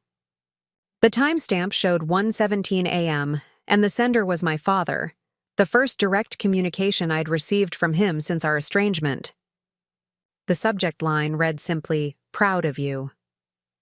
I hesitated before opening it, conscious of my emotional vulnerability at this late hour. Then, deciding that whatever it contained could wait until morning when I was rested and clear-headed, I set the phone aside. This small act, choosing when and how I would engage with family communications rather than responding reflexively to their timing and terms, represented yet another aspect of my transformed approach to these relationships. 2 years ago, I would have opened that email instantly, hungrily scanning for validation or bracing for criticism. Today, I recognize that my father's opinion, while potentially meaningful, was no longer essential to my sense of self or purpose. I would read his message tomorrow, receiving it as information rather than validation. As I drifted toward sleep, I reflected on how thoroughly rejection had transformed me. Being told to get out had forced me to discover what remained when family approval was withdrawn. The answer had proven surprisingly abundant: determination, vision, resilience, and ultimately, success defined on my own terms. The journey from that Christmas Eve confrontation to today had been challenging in countless ways, financially precarious at times, emotionally taxing, professionally demanding. Yet it had also been profoundly clarifying, stripping away external expectations to reveal my authentic purpose and capabilities. Tomorrow would bring new challenges at NeuroSync, scaling our Oakland implementation, preparing for international expansion, continuing to build a team aligned with our mission. These were the challenges I had chosen, the purpose I had discovered, the impact I was creating.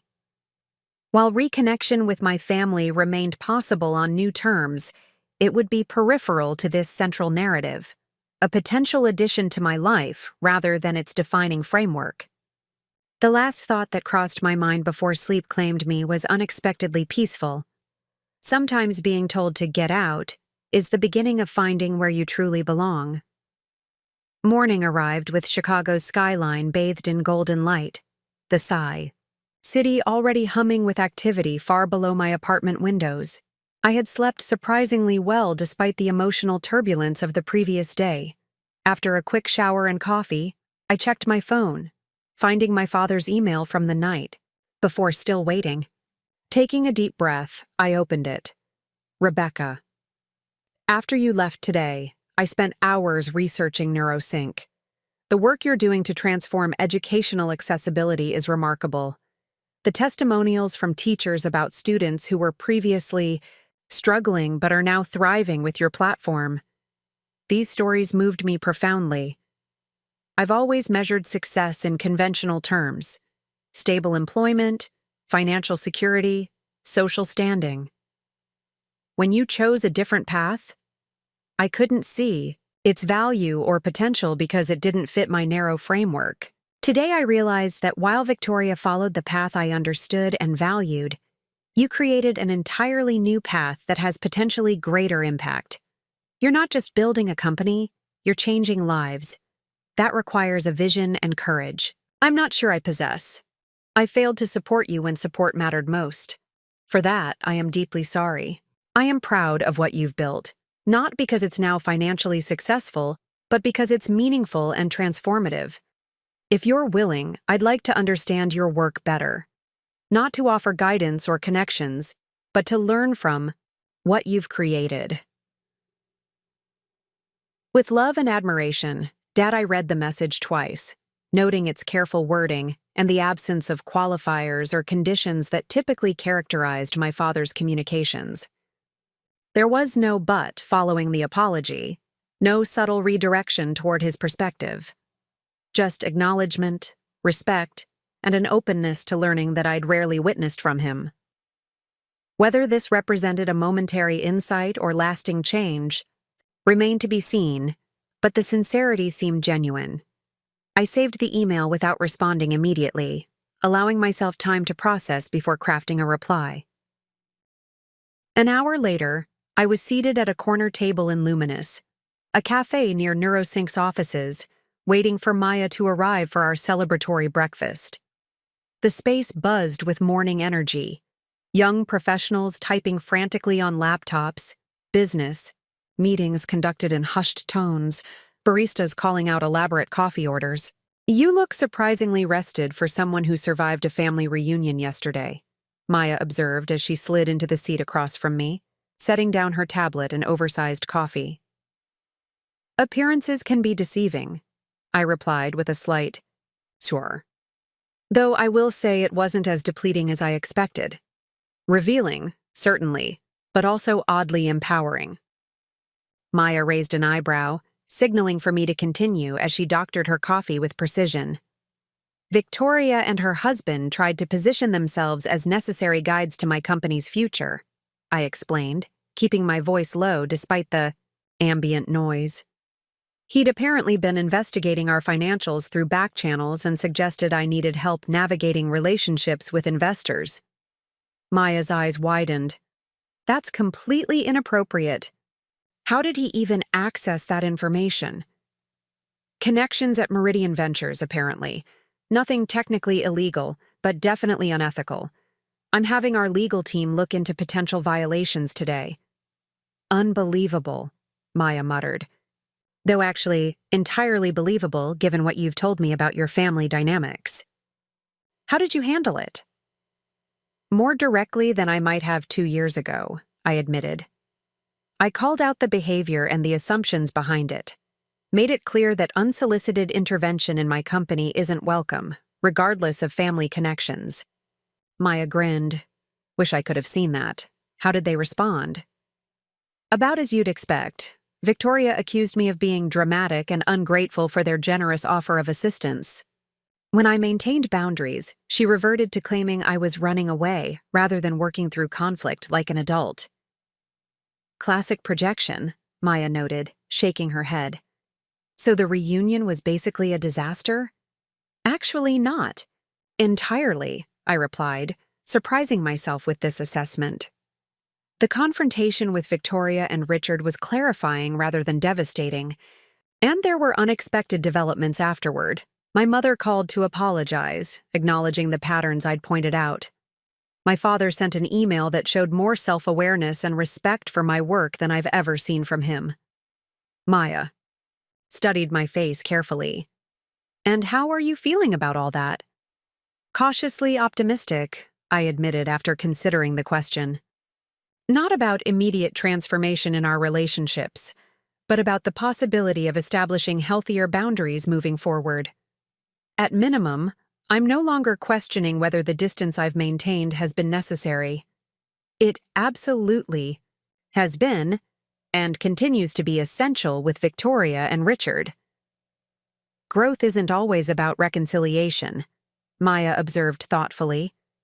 "Sometimes it's about clarity regarding which relationships can evolve and which cannot." "Exactly," I agreed, appreciating her insight. "But enough about family drama. Tell me more about the Oakland expansion. This is a major milestone for us." Maya's expression brightened immediately as she pulled up details on her tablet. The board was unanimous. Their data from the pilot program showed significant improvements in engagement metrics across all demographic groups, with particularly strong results among previously underperforming students. This was exactly the outcome we had designed for, creating educational technology that served those most frequently left behind by traditional approaches. "Timeline for implementation?" I asked, my mind already shifting toward execution strategy. "They want to begin teacher training next month, with full implementation for the fall semester. It's aggressive, but achievable if we prioritize resources." I nodded, mentally calculating what this expansion would require in terms of support: staff, technical infrastructure, and training capacity. "We'll need to accelerate our hiring timeline for the implementation team. The 2 candidates we interviewed last week. Let's make offers to both immediately. Maya was already typing. Notes. I'll have HR prepare the packages today. What about the international pilots? Do we delay those to accommodate Oakland's timeline? No, I decided firmly. We proceed with both simultaneously. This is exactly the kind of scaling challenge we need to prove our capability to handle before the Series C conversations begin next quarter. Maya looked up from her tablet, mild surprise evident in her expression. That's ambitious even by your standards. Our current team will be stretched extremely thin managing both. Then we grow the team, I stated simply. The capital from our last round was secured precisely for this kind of opportunity. If we demonstrate successful concurrent implementation domestically and internationally, our valuation metrics for the next round will justify the accelerated burn rate. A slow smile spread across Maya's face. This is why I left a cushy executive position to join your little project, she said, deliberately echoing Victoria's dismissive terminology. You've never been afraid to move decisively when opportunity presents itself. I returned her smile, appreciating the reference. Speaking of moving decisively, I worked on something last night that I want to share with the leadership team. I opened my laptop and pulled up the core leadership principles, document I'd drafted after returning from my parents' home. After yesterday's experiences, I found myself reflecting on what has actually driven NeuroSync's success, not just our technology or market timing, but the fundamental approach we've taken to building both product and organization. Maya read through the principles thoughtfully. These are powerful, she acknowledged, especially number 5, authentic leadership coming from personal conviction rather than external validation. That's been your approach from day one, hasn't it? Not entirely, I admitted candidly. In the beginning, there was definitely an element of wanting to prove critics wrong, especially my family. But somewhere along the way, that external motivation transformed into something more sustainable. The desire to create impact became more compelling than the need for validation. That's a crucial evolution for any founder, Maya observed. Many never make that transition successfully. I think yesterday accelerated the final phase of that evolution for me, I explained. Seeing my family's response to success, the conditional acceptance, the attempts to insert themselves now that external validation exists, it crystallized how empty success would be if still measured by their recognition. Maya nodded understanding. So what happens next with these principles? I want to integrate them formally into our organizational culture, I replied. Not as platitudes on a wall, but as practical guidelines for decision-making at all levels.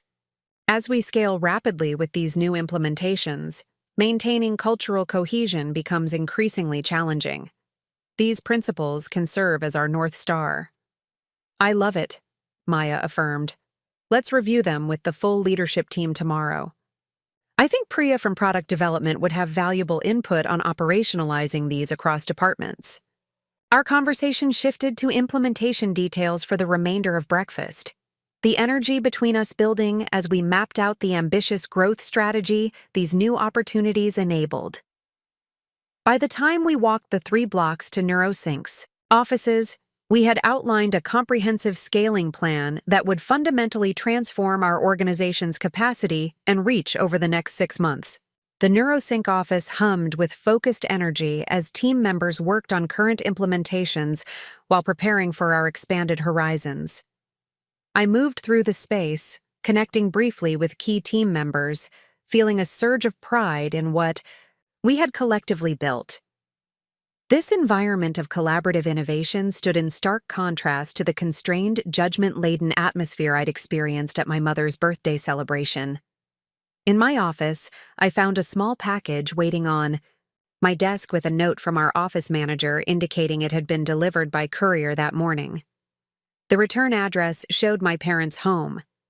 Inside the carefully wrapped package, I discovered a velvet jewelry box containing my grandmother's sapphire earrings, pieces I had admired throughout childhood, but never expected to inherit given my position as the younger daughter. Tradition. In our family dictated such heirlooms would go to Victoria. A handwritten note from my mother accompanied the gift. Rebecca, these were always meant for you. Not because of your recent success, but because Grandma Eleanor specifically requested they go to the daughter who creates rather than follows. At the time, I didn't fully understand her instruction and nearly disregarded it. I'm grateful now for her foresight in recognizing what I could not. With love and growing understanding, Mom, the gesture touched me unexpectedly deeply, not just for the meaningful heirloom itself, but for what it represented. My grandmother, who had passed away when I was in college, had apparently seen something in me that my parents had missed. An innovative spirit that would eventually lead to creation rather than conformity. That my mother now acknowledged this insight and honored it despite her own previous resistance suggested potential for genuine evolution in our relationship. Not immediate reconciliation or unconditional trust, but perhaps gradual growth toward mutual respect. I carefully placed the earrings in my desk drawer, turning my attention to the pressing priorities of our expansion strategy. While family, reconciliation remained a complex, ongoing process with uncertain outcomes, the path forward for NeuroSync had never been clearer. The leadership team meeting I called that afternoon focused entirely on our acceleration plan, doubling our implementation team within 60 days, expanding technical infrastructure to support concurrent deployments across multiple regions, developing enhanced training protocols for educational partners with varying levels of technological readiness. This is significantly more aggressive than our previous growth timeline, noted Raj, our Chief Technology Officer, studying the projections with careful consideration. The engineering team will need additional senior-level talent to manage the increased complexity. Approved, I responded immediately. Draft the job descriptions today and we'll fast-track the recruitment process. Same for any other departments requiring additional resources to execute this plan effectively. Around the conference table, leadership team members exchanged glances that mixed excitement with healthy apprehension. This was a pivotal moment. For our organization, a strategic acceleration that would test our capabilities while potentially establishing NeuroSync as the definitive leader in adaptive educational technology. Questions? Concerns? Now's the time to voice them, I encouraged, wanting genuine input rather than uniform agreement. It's not a concern exactly, Priya from Product Development ventured, but an observation. This expansion represents not just scaling what exists, but evolving our approach to implementation itself. We need to ensure our growth in size doesn't diminish our adaptability and responsiveness. Excellent point, I acknowledged, which connects directly to the leadership principles I shared earlier. As we grow, maintaining our innovative edge requires even greater commitment to challenging established systems and trusting our unique vision. The discussion continued for another hour, each department leader contributing perspectives and identifying potential challenges while collaboratively developing solutions. The energy in the room was electric. The particular enthusiasm that emerges when a talented team confronts a worthy challenge with shared purpose. As the meeting concluded, I felt a profound sense of alignment between my personal evolution and NeuroSync's organizational growth. Both journeys had begun with rejection that catalyzed transformation. Both had required courage to challenge conventional wisdom, and both were now entering new phases of expanded impact and influence. The experience at my mother's birthday celebration, while painful in moments, had ultimately reinforced my conviction in the path I'd chosen. The contrast between the constrained thinking represented by Victoria and Richard and the limitless potential being realized through NeuroSync couldn't have been more stark or clarifying. I had once left my family home wounded, but determined to prove my worth. Now I was leading an organization poised for international impact, guided not by the need for external validation, but by authentic commitment to transformative vision. A rejection that had once seemed devastating had become, in retrospect, the essential catalyst for everything meaningful I had since created. As team members filed out of the conference room, energized by our ambitious new direction, Maya lingered. Behind. You know, she observed thoughtfully, when I left Westridge Technologies to join NeuroSync, people said I was making a terrible career mistake. My former CEO actually told me I was throwing away a promising future on an educational pipe dream. I raised an eyebrow, surprised by this revelation. You never mentioned that before. Maya shrugged slightly. It didn't seem relevant once I was here and saw firsthand what we were building. But watching you navigate your family's belated interest in your success reminded me of my own experience with people who couldn't see potential until after it had been realized by someone braver than themselves. Her words captured perfectly the journey we had shared, recognizing possibility where others saw only risk, creating value that skeptics could only acknowledge after it became undeniable. To seeing potential, I offered with a smile, and to having the courage to pursue it, Maya completed, regardless of who believes in it at the start. This ultimately was the most powerful lesson I had learned since being told to get out 2 Christmases ago. The most meaningful success emerges not from following established paths or securing universal approval, but from the courage to pursue authentic vision despite inevitable resistance. The very rejection that had once seemed like failure had instead been the essential first step toward creating something truly valuable on my own terms. 3 weeks after my mother's birthday celebration, NeuroSync's expansion was progressing at an exhilarating pace. We had successfully onboarded 8 new team members, finalized our implementation timeline with Oakland Unified, and confirmed launch dates for our international pilots in Singapore and Finland. The organization hummed with purposeful energy as we prepared to scale our impact significantly. While most of my focus remained on these professional developments, I had maintained limited contact with my parents through occasional text messages and one brief phone call with my mother. These interactions remained cautious but cordial, a tentative rebuilding of communication without the pressure of immediate reconciliation. Victoria had not reached out since the confrontation, nor had I attempted to contact her, a mutual distance that felt appropriate given the circumstances. It was Thursday afternoon when I received an unexpected call from Dr. Eleanor Chen, my former graduate school advisor and longtime mentor. Eleanor had been instrumental in my early career development, recognizing potential in my educational technology concepts long before they coalesced into NeuroSync.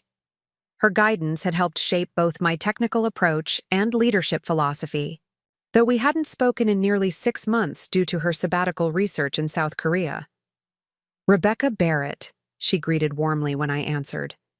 "Am I interrupting the educational revolution?" "Eleanor," I replied, genuinely pleased to hear her voice. "The revolution can spare a moment for its early supporter. How's Seoul?" "Fascinating and exhausting in equal measure," she chuckled. "But I'm actually calling from Chicago. I returned yesterday and have been catching up on local developments, including a rather impressive feature on a former student of mine in Chicago Business Quarterly." I smiled, realizing she must have seen the recent profile highlighting NeuroSync's rapid growth and upcoming international expansion. "Were we at least kind to your theoretical frameworks in our platform architecture?" "Surprisingly faithful to core principles while executing innovations I hadn't anticipated," she confirmed. "Precisely what education needs: respect for foundational understanding coupled with courage to evolve implementation. I'd love to see it firsthand if you're willing to indulge an academic's curiosity." "I'd be honored," I said sincerely. "Are you free tomorrow afternoon? I could give you the full tour and introduce you to the team." "Perfect," Eleanor agreed. "And perhaps dinner afterward?" I sense there might be developments beyond the professional sphere worth discussing. Eleanor's perceptiveness had always been uncanny. Her ability to detect underlying currents in both research data and human dynamics. Even through a brief phone conversation, she had evidently sensed that something significant had shifted in my personal landscape. "Dinner would be excellent," I confirmed. "There have indeed been interesting developments outside of NeuroSync's growth." The following day, I guided Eleanor through our offices, watching with quiet pride as she engaged with team members and examined our latest platform enhancements. At 62, Eleanor remained a commanding presence, brilliant, incisive, and genuinely curious about others' perspectives. The team responded enthusiastically to her thoughtful questions and evident appreciation for their work. "Your implementation approach for diverse learning environments is remarkably sophisticated," she observed as we concluded the tour in my office. "The adaptive calibration for varied cultural contexts shows particular foresight." "That element stems directly from your research on cultural cognition patterns," I acknowledged. "We've built upon your frameworks to create environment-specific learning pathways." Eleanor smiled, settling into a chair across from my desk. "The best mentoring relationships produce exactly this: students who absorb foundational concepts and then transcend them through innovative application." She studied me with characteristic directness. "But I suspect educational implementation strategies aren't the only challenging territory you've been navigating recently." I laughed softly, recognizing the gentle probe for what it was, an invitation to share beyond professional developments. "That obvious, is it?" "Only to someone who's known you since you were an idealistic graduate student with more vision than practical experience," she replied kindly. "There's a particular quality of centered confidence about you now that suggests significant personal growth, not just professional success." I considered her observation thoughtfully. "You're right. The professional achievements have been gratifying, but it's the personal evolution that feels most consequential." I paused, organizing my thoughts. I recently reconnected with my family after nearly 2 years of separation, following a particularly painful rejection of my career choices. Eleanor nodded, her expression indicating she remembered my previous mentions of family tensions. "And how did that reconnection unfold?" "About as well as a controlled demolition," I admitted wryly.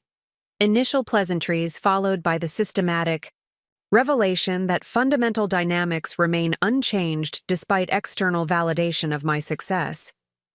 Over dinner at Aurelia, a quiet restaurant overlooking the river, I shared the detailed story of my mother's birthday celebration, the confrontation with Victoria and Richard, and the subsequent limited communication with my parents. Eleanor listened attentively, asking occasional clarifying questions but primarily providing space for my complete narrative. "What's most interesting," I concluded after describing the events, "is how differently I experienced the rejection this time. 2 years ago, their dismissal was devastating. It cut to my core sense of worth and belonging. This time, while still painful, it felt more like confirming a hypothesis I'd already formulated. Their behavior revealed their limitations rather than mine." Eleanor nodded thoughtfully, swirling the remaining wine in her glass. "That's a profound shift in perspective, Rebecca. Many never achieve that level of emotional differentiation from family validation." "It wasn't an easy transition," I acknowledged. "Building NeuroSync provided external evidence of my capabilities, which certainly helped. But the deeper change came from developing internal metrics for success that don't require family endorsement." "That's precisely the distinction I find most intriguing." Eleanor leaned forward slightly. "Many successful entrepreneurs remain permanently trapped seeking family validation, even after achieving remarkable external success. They build empires that never quite satisfy because the underlying motivation remains approval rather than authentic purpose." Her observation resonated deeply. "I've been thinking about exactly that distinction recently. When I started NeuroSync, Proving my family wrong was definitely part of my motivation, perhaps a larger part than I recognized at the time. But somewhere in the process, the mission itself became more compelling than vindication. When did that shift occur? Do you think? Eleanor asked, her academic curiosity evident. I considered the question carefully. It wasn't a single moment, but a gradual evolution. Perhaps it crystallized most clearly when we implemented our platform at Westridge Academy and saw the data on student engagement. Watching those historically underserved students suddenly connecting with learning in ways they never had before, that impact became far more motivating than any potential "I told you so" moment with my family. Eleanor smiled with evident satisfaction. That's the transition point that separates truly transformative leaders from merely successful ones. When the vision's inherent value becomes more compelling than external validation, you access a different quality of motivation altogether, one that sustains through both success and setback.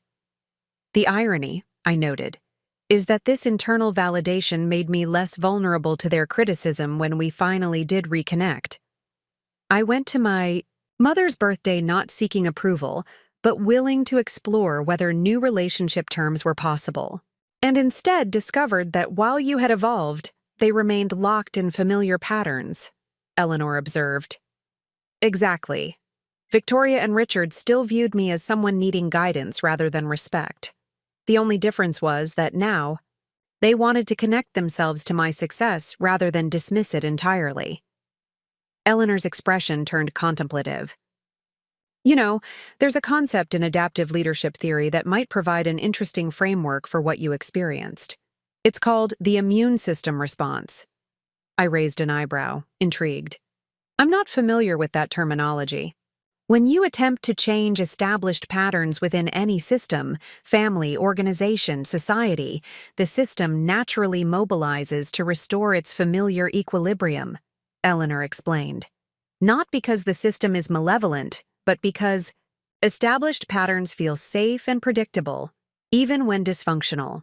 So Victoria and Richard's behavior represents the system's attempt to incorporate your new status while maintaining the fundamental hierarchy, Eleanor completed.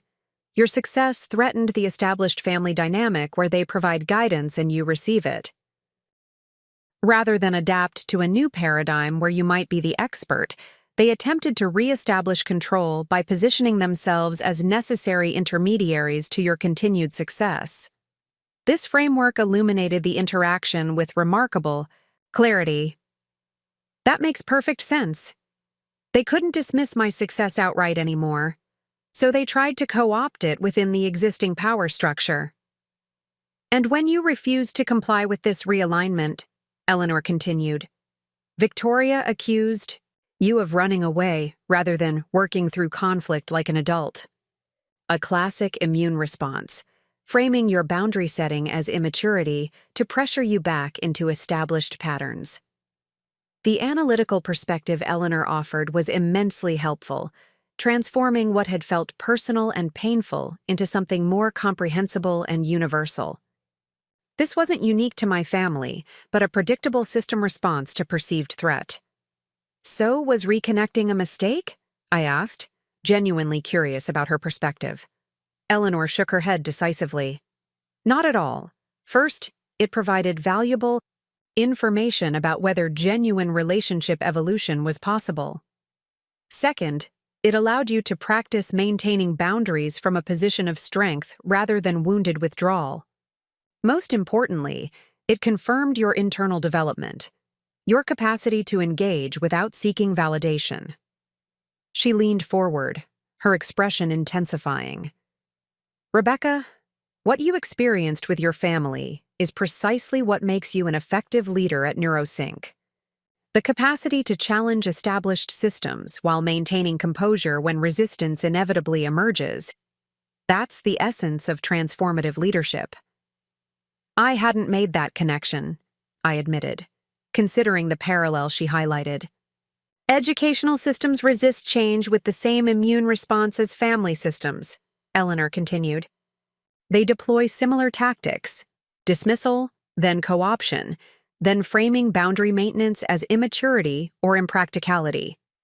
Your personal journey has prepared you remarkably well for the institutional resistance neurosync inevitably encounters. This perspective reframed my family difficulties not as unfortunate personal circumstances, but as valuable training for my professional mission. The very resistance that had been painful had also been instructive, developing capacities essential for the work I now led. That's a powerfully motivating way to view it, I acknowledged. It's more than a perspective shift, Eleanor insisted. It's recognizing the integrated nature of personal and professional development. The qualities that allowed you to maintain boundaries with Victoria and Richard: clarity of purpose, commitment to values, resilience amid criticism, are precisely what enables neurosync to maintain its innovative edge rather than compromising for institutional comfort. As our conversation continued through dessert and coffee, Eleanor guided me to examine other parallels between my personal evolution and organizational leadership challenges. Her analytical framework transformed what I had experienced as separate struggles into a coherent developmental journey, each aspect informing and strengthening the others. "What about my parents' apparent shift?" I asked eventually. "My mother's apology, my father's surprisingly self-aware email. Do you think those represent genuine evolution or momentary accommodation?" Eleanor considered this thoughtfully. Systems can evolve, though rarely quickly or comprehensively. Their response suggests potential for growth, particularly since they reached out separately from Victoria's influence. The critical question is whether they can sustain this perspective when the system faces further challenges. Meaning their current acknowledgement came after your success became undeniable, she clarified. The real test will be how they respond if neurosync encounters significant setbacks, or if you make additional choices they don't immediately understand or approve.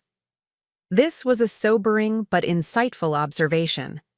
True relationship transformation would be evident, not during convenient recognition of established success, but during challenging circumstances that tested underlying values and respect.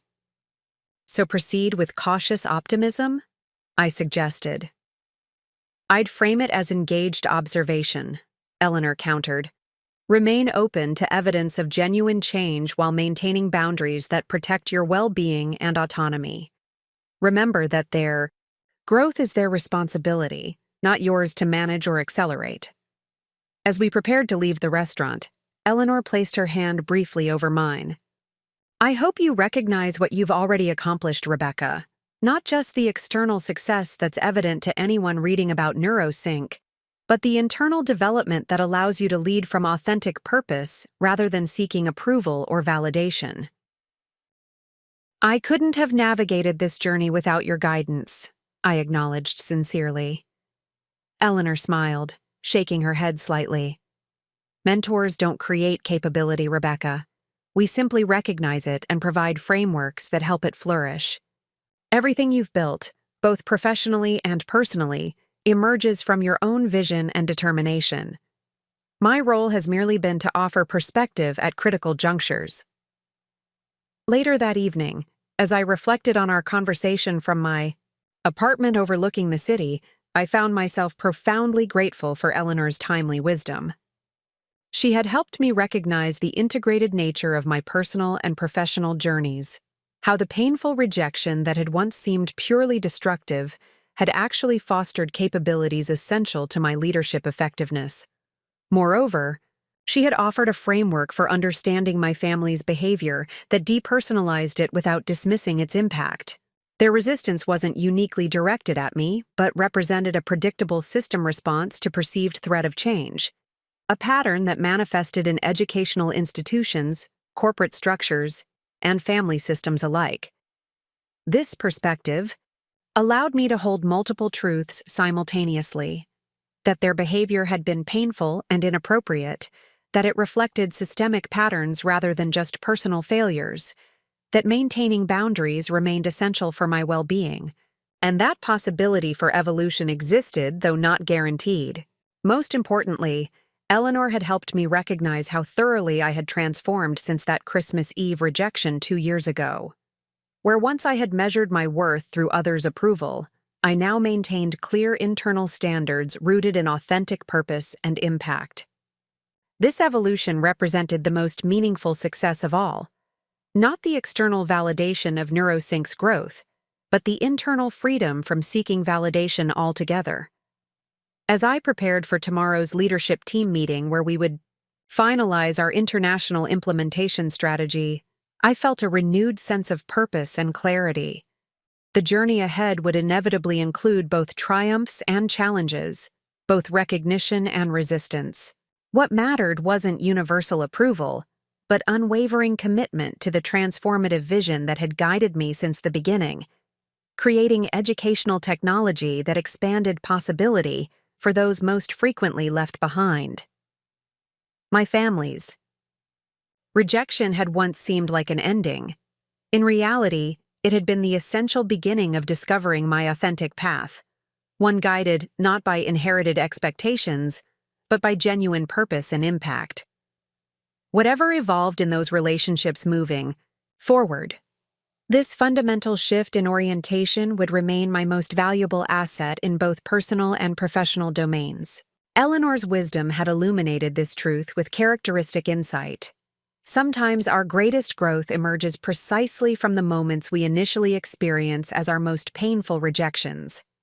The Singapore implementation launched with remarkable smoothness, exceeding even our most optimistic projections. Within the first 3 weeks, student engagement metrics showed a 34% increase across all demographic groups, with particularly strong results among previously disengaged learners. The Ministry of Education officials who had initially approached the pilot with professional skepticism were now requesting expedited timeline proposals for expanding to additional schools. Meanwhile, the Oakland rollout progressed steadily, with teacher training sessions consistently receiving exceptional feedback. Our implementation team had developed a particularly effective approach to supporting educators through the transition, combining technical guidance with pedagogical integration strategies that respected their classroom expertise. These parallel successes represented exactly the validation our accelerated growth strategy needed, proof that NeuroSync could scale internationally while maintaining quality and effectiveness. The data emerging from both implementations would provide compelling evidence for our upcoming Series C funding conversations, demonstrating not just product-market fit, but global applicability. I was reviewing the latest Singapore metrics when Maya appeared in my office doorway, her expression suggesting significant news. The Ministry of Education just confirmed, she announced without preamble. They want to expand the implementation to 15 additional schools next quarter, with potential for nationwide integration by next academic year if current results hold. The news was momentous, far exceeding our expected timeline for expansion in the Singapore market. A nationwide adoption would represent not just substantial revenue, but unprecedented validation of our approach at a national policy level. That's extraordinary, I acknowledged, immediately considering the implementation implications. We'll need to scale our regional support team significantly. Have Aaron draft a resource plan based on current support ratios plus 20%. For unforeseen challenges.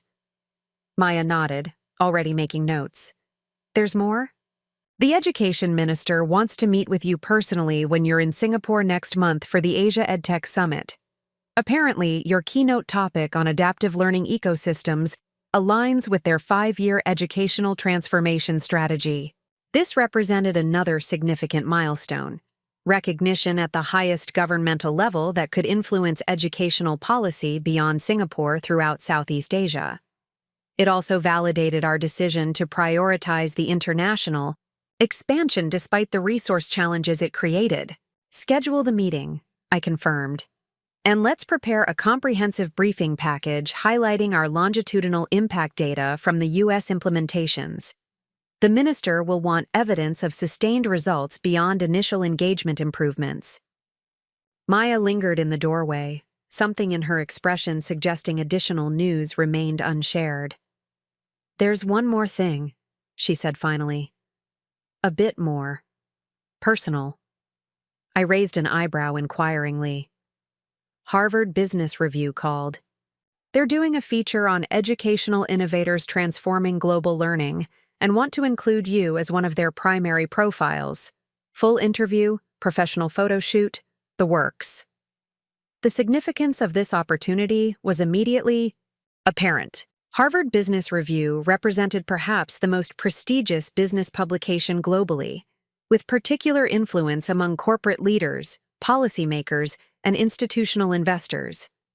Being featured would elevate both personal and company profiles substantially. Interesting timing, I observed, considering the potential impact. When would they want to conduct the interview? That's the thing, Maya replied, her expression suggesting discomfort. They mentioned they've already interviewed your sister Victoria for context about your early influences and entrepreneurial mindset. I stilled completely, caught entirely off guard by this information. Victoria? They interviewed my sister. About me? Without checking first? Maya nodded, her discomfort now obvious. Apparently, she reached out to them after seeing you were being considered for the profile. Positioned herself as having unique insight into your developmental journey, or something similarly presumptuous. A complex wave of emotions washed through me, disbelief, anger, then a strange, calm clarity. This represented exactly the type of boundary violation Eleanor had warned might occur as my public profile increased. Victoria, unable to dismiss my success any longer, was now attempting to insert herself into my narrative as a supportive influence. Did they mention what perspective she shared? I asked, keeping my voice measured despite the internal turbulence. They didn't specify, Maya replied carefully. But the editor mentioned they're particularly interested in discussing how family influences shaped your unconventional approach to educational innovation. Reading between the lines, it seems Victoria may have presented herself as a supportive figure in your journey. The audacity was breathtaking yet entirely consistent with Victoria's character. Having failed to position herself as necessary for my future success during our confrontation at our mother's birthday, she was now attempting to retroactively insert herself as instrumental to my past development. "How would you like to handle this?" Maya asked when I remained silent. I considered the situation carefully. Refusing the profile would sacrifice a valuable opportunity for neurosync. Demanding Victoria's perspective be excluded might create unnecessary drama that could detract from our mission and message. Neither option appealed to me. Schedule the interview, I decided finally. But request the full transcript of Victoria's comments before we proceed. I won't participate in a revisionist narrative about my developmental journey, particularly one that misrepresents those who actually supported my vision versus those who actively dismissed it. Maya nodded approval. That's reasonable and professional. I'll communicate those terms today. After she departed, I sat with the complex emotions this development triggered. Victoria's attempt to position herself within my success narrative represented a particularly insidious form of boundary violation. Not direct confrontation, but historical revision, attempting to claim supportive influence where there had been only dismissal and discouragement. The timing was particularly strategic, coming just as neurosync was achieving international recognition and expansion. Victoria had always possessed a certain calculating intelligence, particularly regarding status and perception management. She had evidently recognized that my rising profile offered opportunity for association that could benefit her own professional standing. Up next, you've got 2 more standout stories right on your screen. If this one hit the mark, you won't want to pass these up. Just click and check them out. And don't forget to subscribe and turn on the notification bell so you don't miss any upload from us.